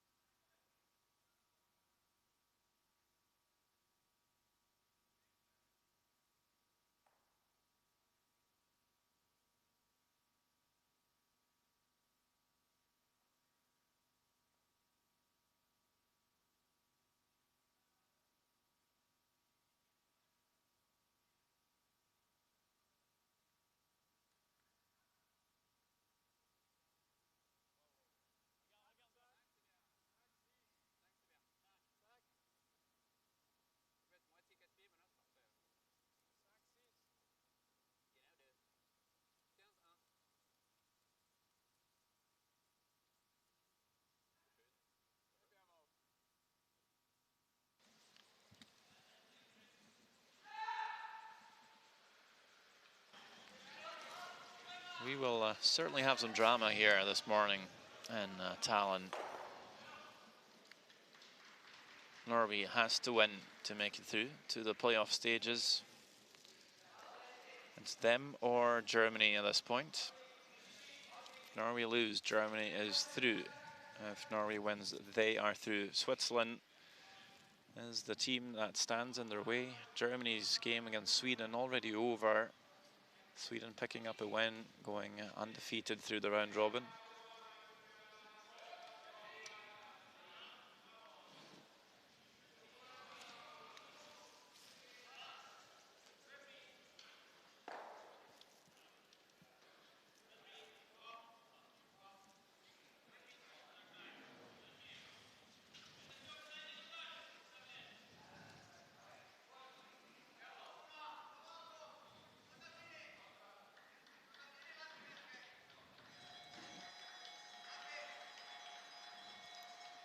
So, comparison of stats.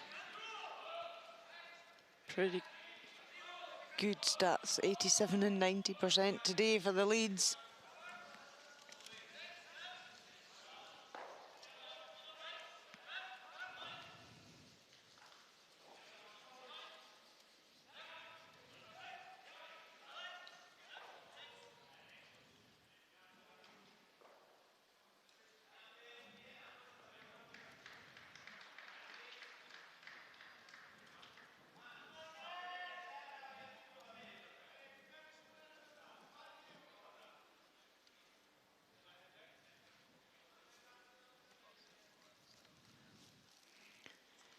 So over on sheet C, Scotland 7-4 up over Finland.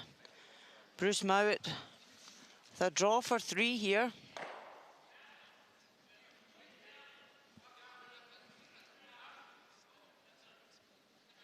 Just needs to bite the 8-foot.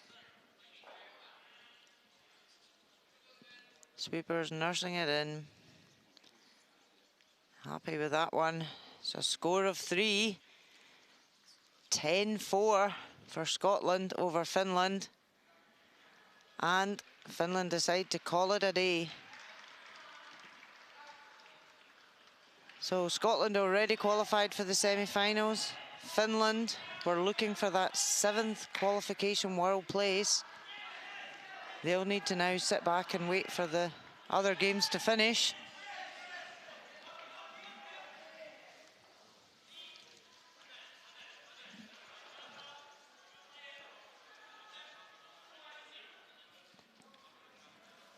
This one's looking a bit hot coming down here. Needs to be in the house at least. And it's a potential point for Norway. It does settle just in the back of the 12.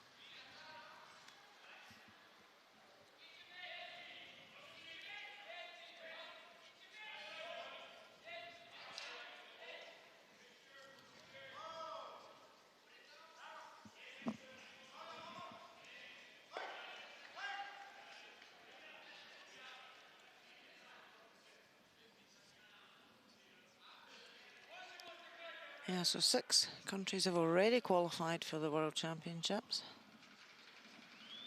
In Lethbridge, Canada next year. The 7th place is still up for grabs.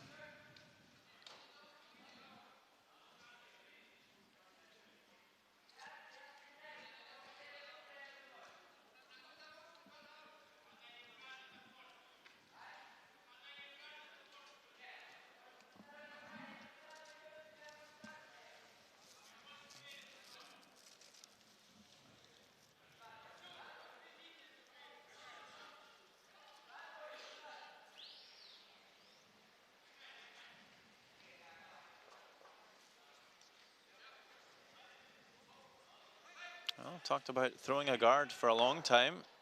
Ends up playing the run back and does that very nicely as well.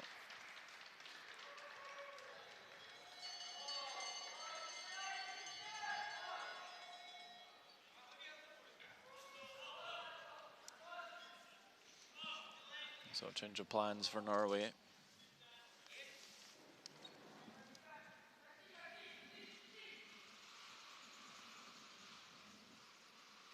Yep, 8th end. They really need to get their 2 back here.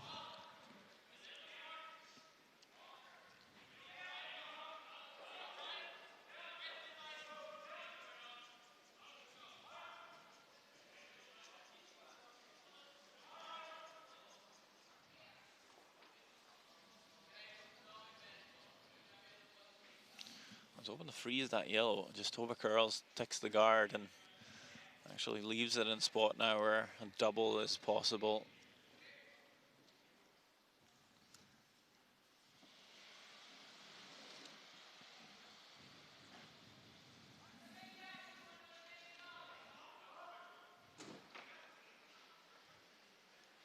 Just feathers that top one. Yeah, it's a missed shot, but a little bit unlucky to leave it right there, where a double is now on for Sven Michael, but he catches it a bit too thin, and that red sticks around. Actually shot stone now. And we've seen a few missed shots on the upweights from Sven, which is something we're not used to seeing. No, that was a fairly straightforward double for him. July 3 there. And he's usually quite deadly with that peel weight.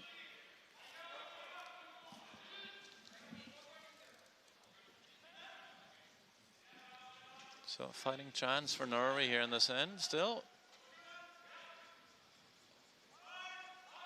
Really need to score a 2 and tie the game.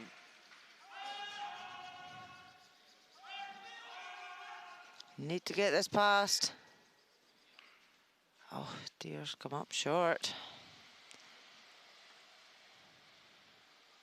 Few errors creeping in here from both sides. Big difference in the stats on the third players. Yeah, Norway's got an edge overall. Shooting percentages just haven't made the key shots yet.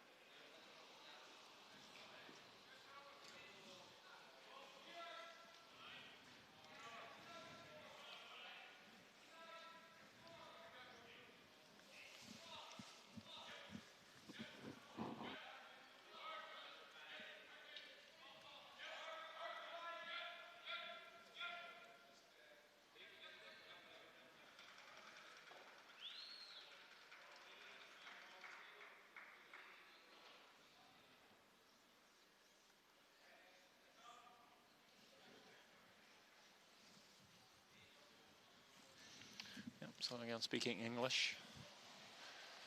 I guess Peter's German's not good enough, and Sven's French isn't good enough, so becomes easier. And easier for us to understand. Yeah, good for us. It's good that Sven's joined the team. But I'm sure in a year you'll hear Sven speak a lot more French. Is that part of his contract for playing the team? You so. must learn French. That's a good motivation to pick up a new language, though. I'm sure he won't mind. So how can Norway now generate a 2 at this end?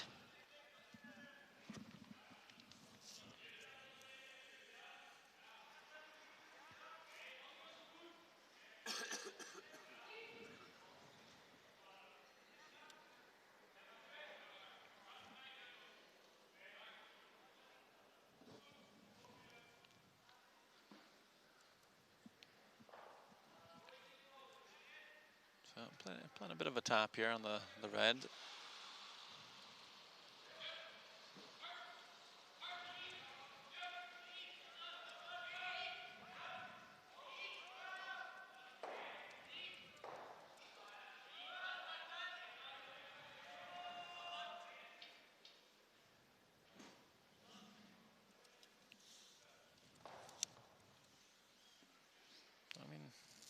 hit the right spot, just not enough weight really to punch it deeper in the house.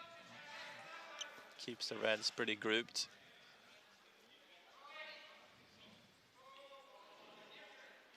So having a look back at one of the key shots of the game. When Norway was lying one on the forefoot, Benoit Schwartz coming up with a cracking shot.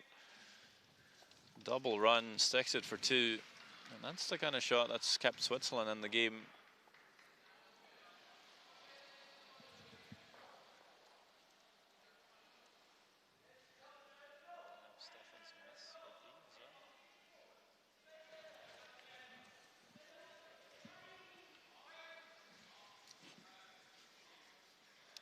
So looking to remove guard and shot in the house. Oh. But Plan B. Plan B, yeah. Aired on the right side. Yeah, gets one red and actually promotes the Yellowstone top 12 for shot stone. And here's a bit of a difference really. It's the skips numbers. I mentioned how Stefan struggled a bit this week and hasn't been on fire this game as well. So we saw Benoit's key shot in the fourth end for two. And Stefan had a key shot himself that could have really clinched the game, potentially for three, but just comes up all tight and runs it past everything. Steal of two, and really think those two shots, Rona, if Benoit misses and Stefan makes this one, it's a completely different line score. Definitely is. Key shots for the skips. It's what's turned the game around for Switzerland's favour right now. Well, still a couple ends to go.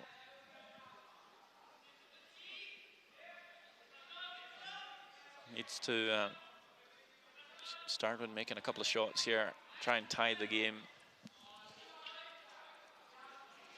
Looking just to angle the red in behind cover. Oh, too heavy here. And it's going to punch that all the way through the house.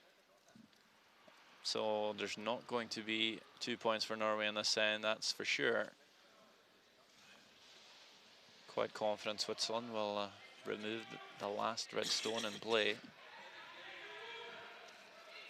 So over in sheet B, it's all tied in this eighth end. Russia, an opportunity now to draw for three. Mikhail Vaskov. Italy have already qualified for the semis. Russia looking for that 7th qualifying place for the World Championships.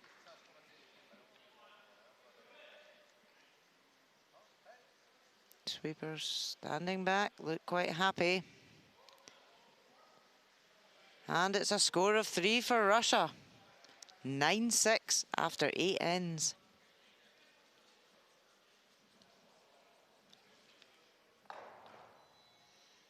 Well, the red one goes, just barely though.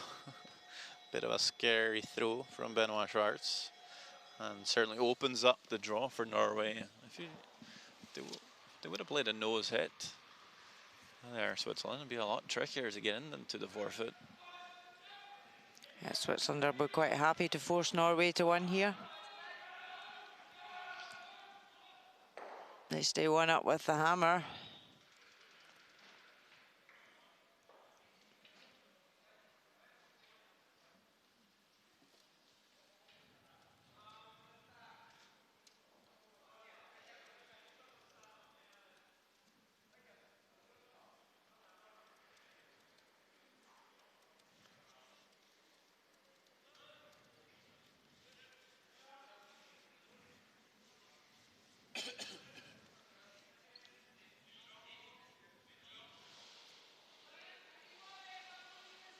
Just some light brushing. Don't want to really sweep it here. Hoping for this to settle down. And it will. Onto the forefoot. Nice draw there by Stefan Wallstock. But it's just a 1 point, and Switzerland's up 7-6.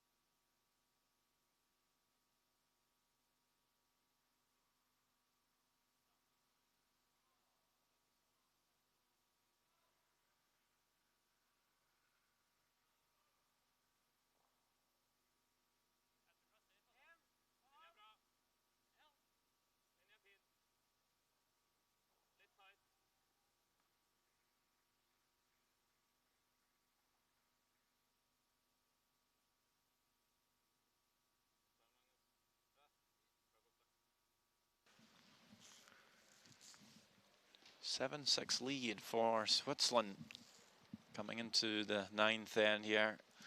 European Curling Championships 2018, this year hosted in Tallinn, Estonia. We did come here for the World Junior Curling Championships a few years back. We're in the bigger venue this time, while the B division is playing in on the same ice pad that the juniors did. Yeah, fantastic venue here to be able to have the A division and B division playing in arenas. And they still got spare ice for figure skating and hockey And through hockey. the week. Yes. And of course, a 3-sheet curling rink as well. So a beautiful multi-purpose venue here for both players and spectators, but I'm sure Norway would much prefer to be on the ice this weekend and not up in the seats, as they are, facing a tough task here. One down without last stone advantage, needing to flip this game to get in there and play for medals. Switzerland's been putting spokes in their wheels so far.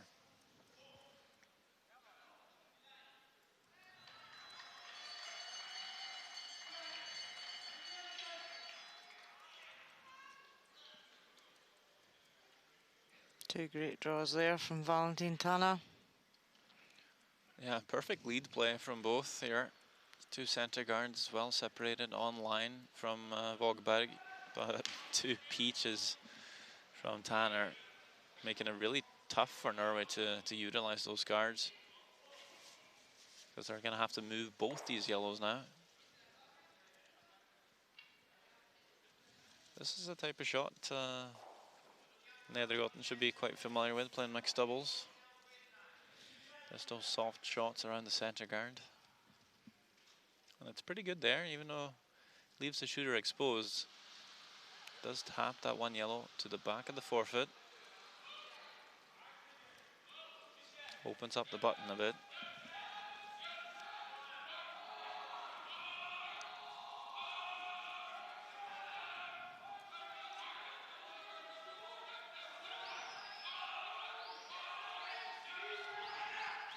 Well, what's going to be easier, Rona? Steal in 2 consecutive ends for Norway, or get the force and try and score a 3 with the 5-rock rule?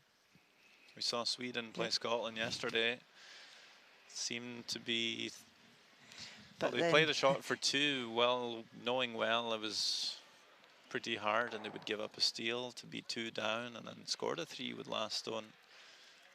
Yep, they purposely gave away the one to Scotland at the 9th, so that they could have that hammer coming home, and took the 3, but then I think the time clock played a big part of that 10th end. Both teams were running very low in time. So yeah, I think here, Norway Are they happy to force Switzerland to 1 and take their 3 at 10? Well, we have a look at sheet A. Netherlands versus Poland. Netherlands 3 up. Poland having to draw against a couple of Netherlands counters here. Bartosz Zakowski needs to draw the forefoot.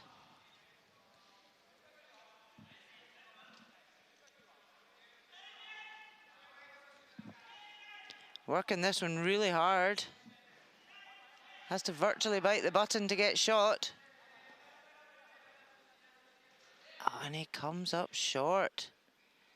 A steal of 2 from the Netherlands and a handshake. So, Poland will finish on 1 win and finish in 10th place. Netherlands will be ranked once the other games finish, but they finish on 2 wins. Disappointing week for the young boys. And it's tough for Poland to make that step up in the A group, but lots of experience gained for sure. As we just saw a bit of an unlucky break for Switzerland. Played the peel on the guard, jammed on the side stone, and that red Norwegian rock spun back in right onto the back of the button. Norway actually lying 2.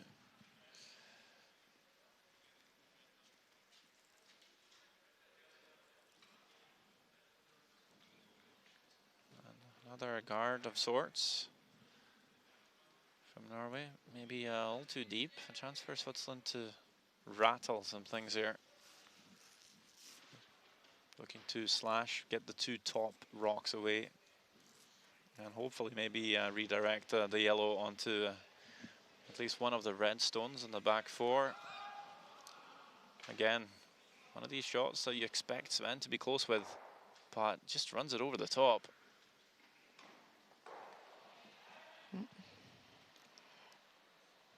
Not what he was wanting.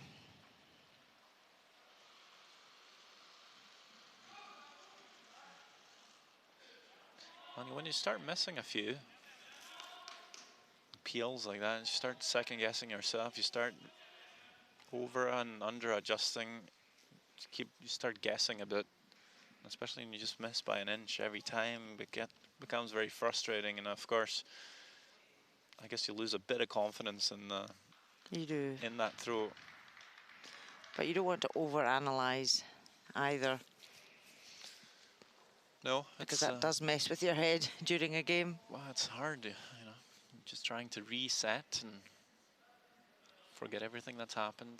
Just go back to training. Throw them like you do in practice. Let's see here, gets a second chance. 1, 2, 3, there we go. Much better from Sven Michael. Opens up things quite a lot, but Switzerland are not out of the woods yet. No, Norway's still in a really good position to steal or force.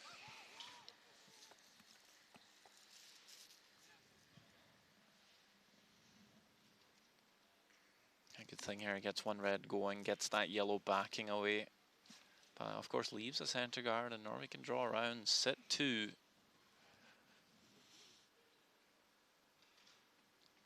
Crucial to put this in the right spot here. Walking on eggshells here.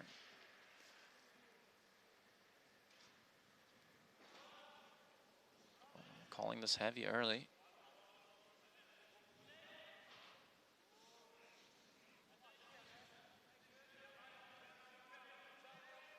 Leading a swing, they say. Can't leave this exposed. Needs to get buried. Trying to drag it at the end. Try to leave it so long for curl. You end up a bit short top 8, but not bad there.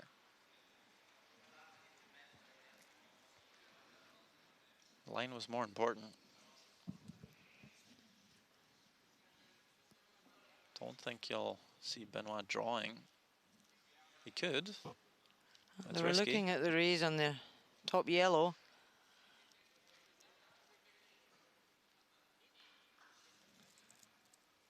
They'll want to open it up. So it's a good thing if you run the guard and at the very least you just open it up. Then Norway, you might not see Norway guard again because you'll leave the button for Benoit. They might have to come in, and then at least you get to throw a hit, maybe get a few reds going.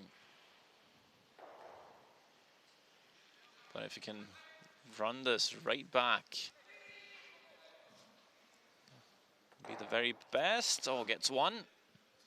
But does leave the centre guard. It's a great chance now for Norway to really put the pressure on.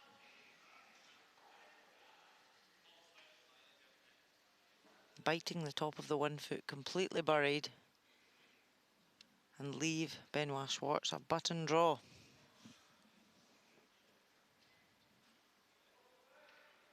I'm surprised they're playing the out turn, Rona. There's enough swing, but maybe it's just he's happier. He's just played that. He's. I feel like you leave the in turn more exposed if you don't curl enough here.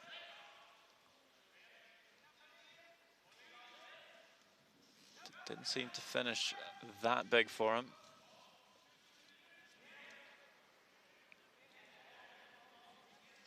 Comes pretty close to the guard, so it will indeed curl enough. It's a little bit deep actually, so they're trying to bring it to the face of their own. Oh. Nah, it's not quite what the doctor ordered. It's easier for Switzerland to tap back and just lose a 1. Yeah, and do you prefer to lose a 1? That's the question. Do you prefer to have the game tied and keep hammer? I think maybe you do. Yes. The hammer's the key point coming into that 10th end. Just fractionally heavy. Oh, he knows it. Yeah, seems to be the thought now in the 5-rock rule. Being 2 up last year was very good statistically. We're not actually sure about the statistics yet with the 5-rock rule as much, but you don't feel as safe being 2 up without the last stone advantage anymore. And I think you'll feel a lot better being tied coming home with the hammer. So I think they're just playing this one to give away a point. Switzerland needs to get to the reds though. How far will they roll? Not too far for a steal of 2. It's just a 1, and Switzerland will be happy with that. Norway also probably content. They'll have a chance. It is tied, and 1 end to go in this one here in Tallinn.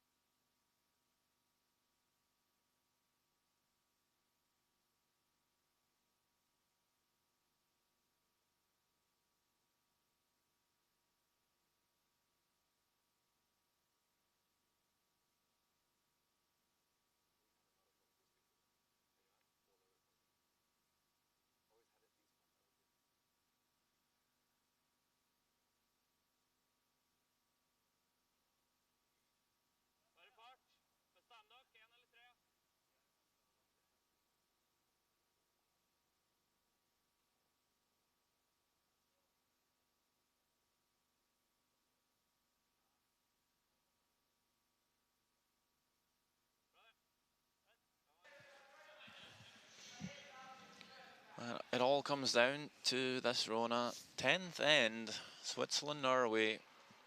Switzerland, they are not in the playoffs. They know that. Norway needs to win to be there. They know that. Tied game.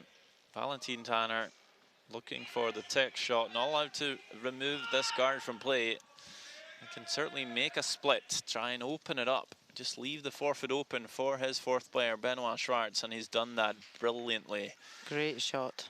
Fantastic tech shot. Absolutely superb.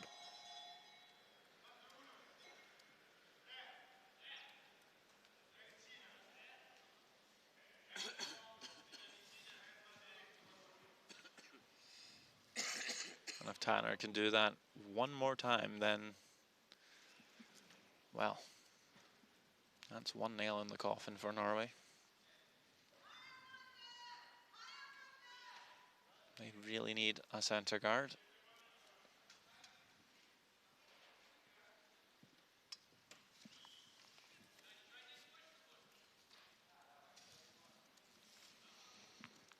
Well, we'll see here, Valentin Tanner. This is when the leads really needs to step up to the plate.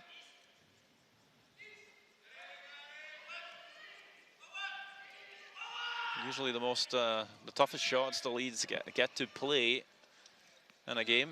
Made the first one perfect, the second one also pretty good. Pretty good.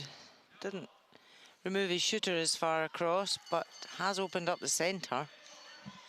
Yeah, that yellow might be in the way for the out-turn draw, but the in-turn is open, and as long as Switzerland can keep one side open, there's a way in for the score and the win. So now, are we actually coming around this yellow center guard? I guess knowing if they put up a center, you might see Switzerland make the double. So they're just gonna come straight around early. Norway don't have a huge amount of time in their time clock, so they need to keep this moving. It's going to be fairly straightforward, though, what the calls are. But we remember they have used their timeout.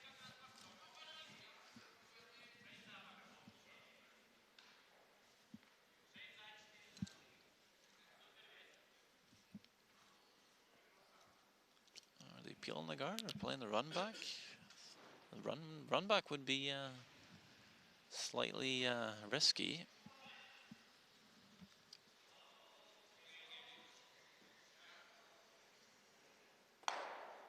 We're playing the run back. Yep, just quite happy to peel it though. Yeah, and it's the right side of the tolerance there, rolls that way. Yeah. You ever miss it the other way, roll onto the center line, it's not great for you.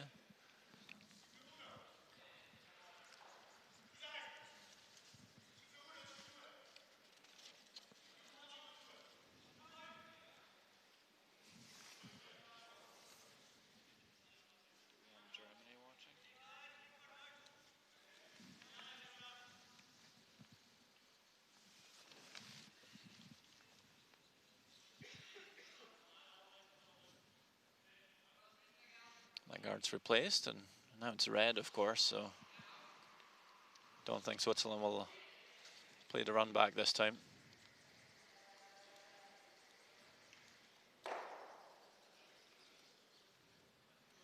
Just a straight peel. Forefoot is still open for Switzerland.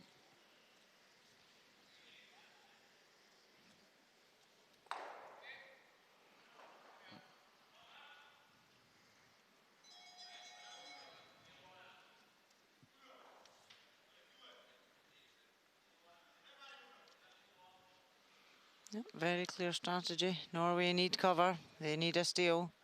Switzerland want to open.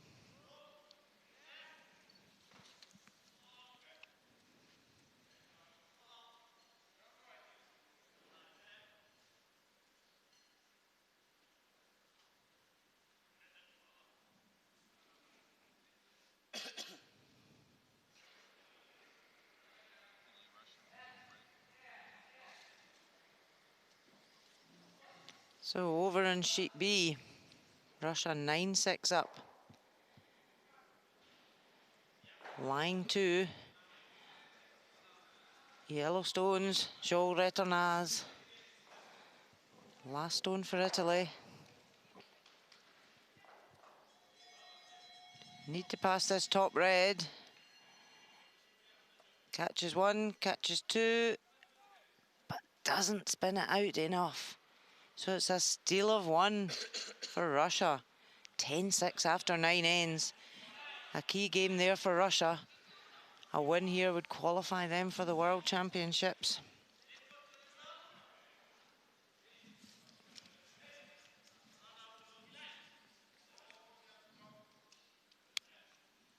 Switzerland peel the guard again, and Norway will replace it. Might see this all the way down to the wire. And then we'll see if Norway might come in to the house with their last one.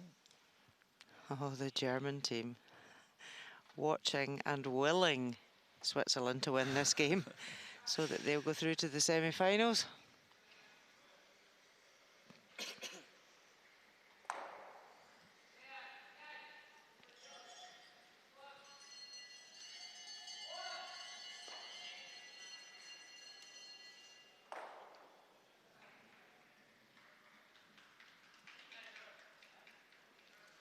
One more guard for sure.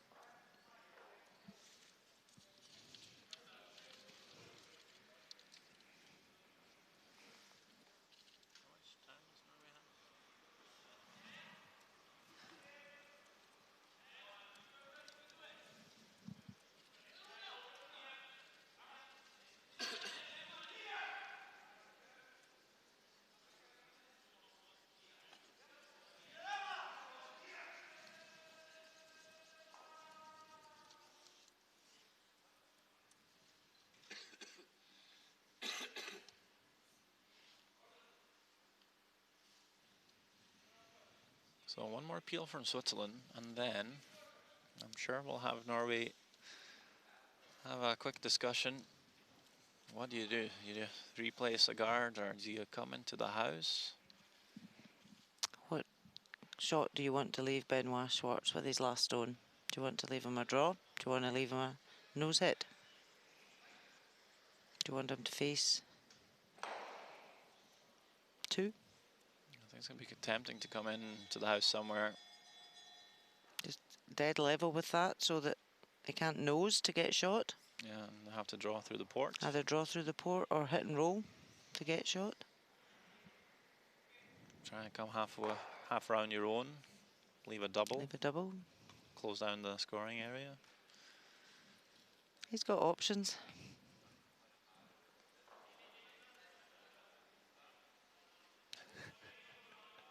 That's a new term for me. Mouse ears. Mouse ears? Yeah. That's because Mickey Mouse's ears would sit the way the 2 stones. So that would be level with the other one. Yes, Mickey Mouse ears. It's different. I haven't heard that one before, actually. You'd just say level, would you not? Just mirror. Mirror image. Yeah. That is the call, seemingly. That's not easy either to put it right there next to it. That's going to be down to the sweepers, so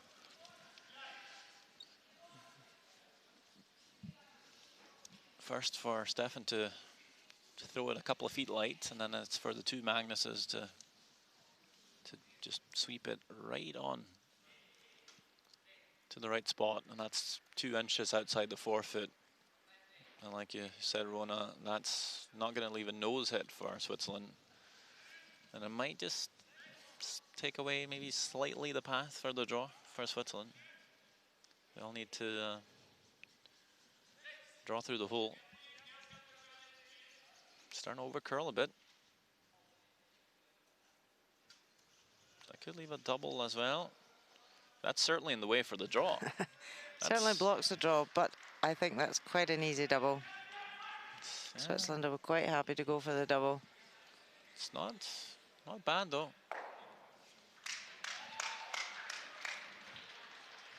I think I'd rather leave this double than the 4-foot draw.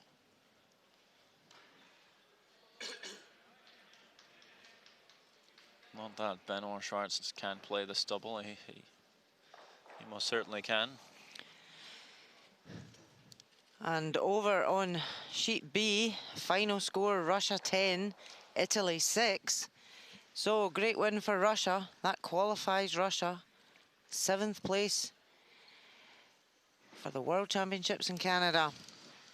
I'll see Italy here. will go through to the semi-final.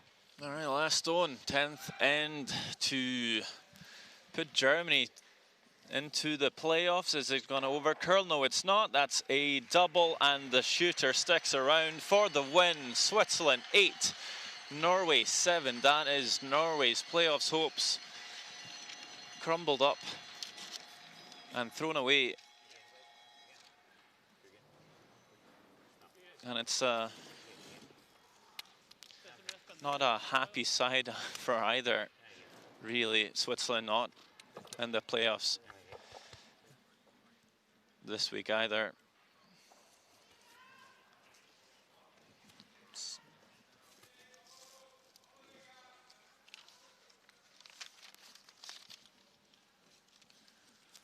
Well, the round-robin stage of the 2018 Gruyère AOP Men's European Championship has now been completed. In first place is Sweden. In second place, Scotland. In third place, Italy. In fourth place, Germany.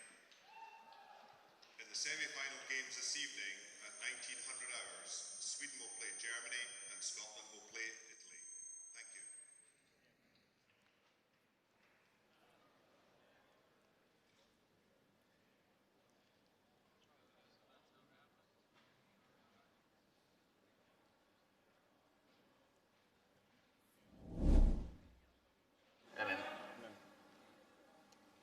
sixth end. Slight miscue from Norway leaves an open hit for Benoit Schwartz. Score 2, and that is made. I think 2. Yeah. Come on.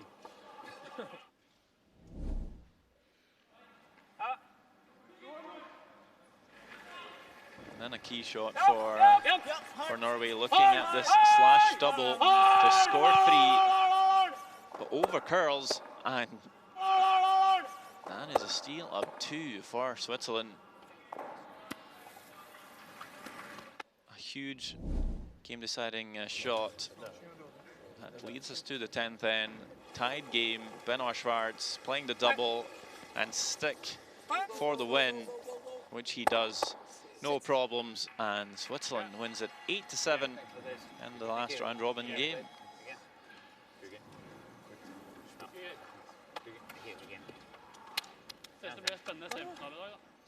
Those are all the scores this morning from the Thunderbird Ice Hall. Netherlands picking up a win against Poland 8-3. Russia beating Italy 10-6. Scotland picking up a win 10-4 on Finland, and Sweden staying undefeated with their 8-2 win over Germany.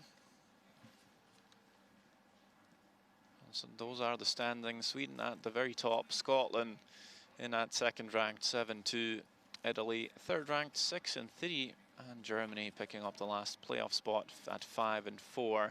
Norway and Switzerland outside the playoffs this week, while Russia, Netherlands and Finland will pick up a spot to the qualifying event. Poland will not, and that's how the final stages will play out. Sweden plays Germany in the 1-4 game, Scotland plays Italy in the 2-3, and pretty simple stuff. The winners of the games will play each other in the gold medal game. The losers will face off for bronze.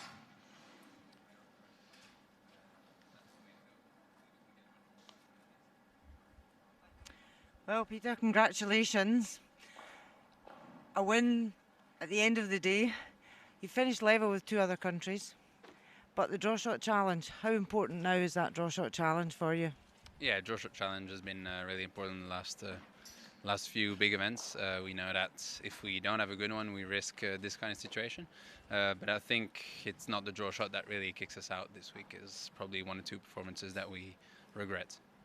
A great performance to finish on there. The steal of 2 in the 7th end really gave you the chance to win that game. Yeah, absolutely. I think maybe he got a little unlucky, Norwegian. I think if he's a couple more inches to the left, something like that, he scores 3 or 4. But that's the way curling goes. I guess sometimes you get some, sometimes you lose some. So you've qualified Switzerland for the World Championships. How can you reflect on your performance this week as a team? Obviously disappointed. We had some higher expectations, but I guess this kind of event can happen. I think maybe we got a little unlucky in the first 2-3 games. Maybe we deserve to be a little bit higher up the rank, but that's the way it goes, and hopefully we can get a bit more luck next time. Well, thanks very much for speaking to us. Thanks, Peter.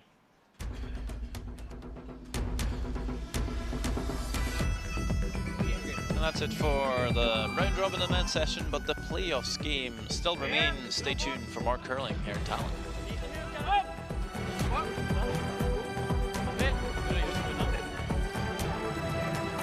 Come on.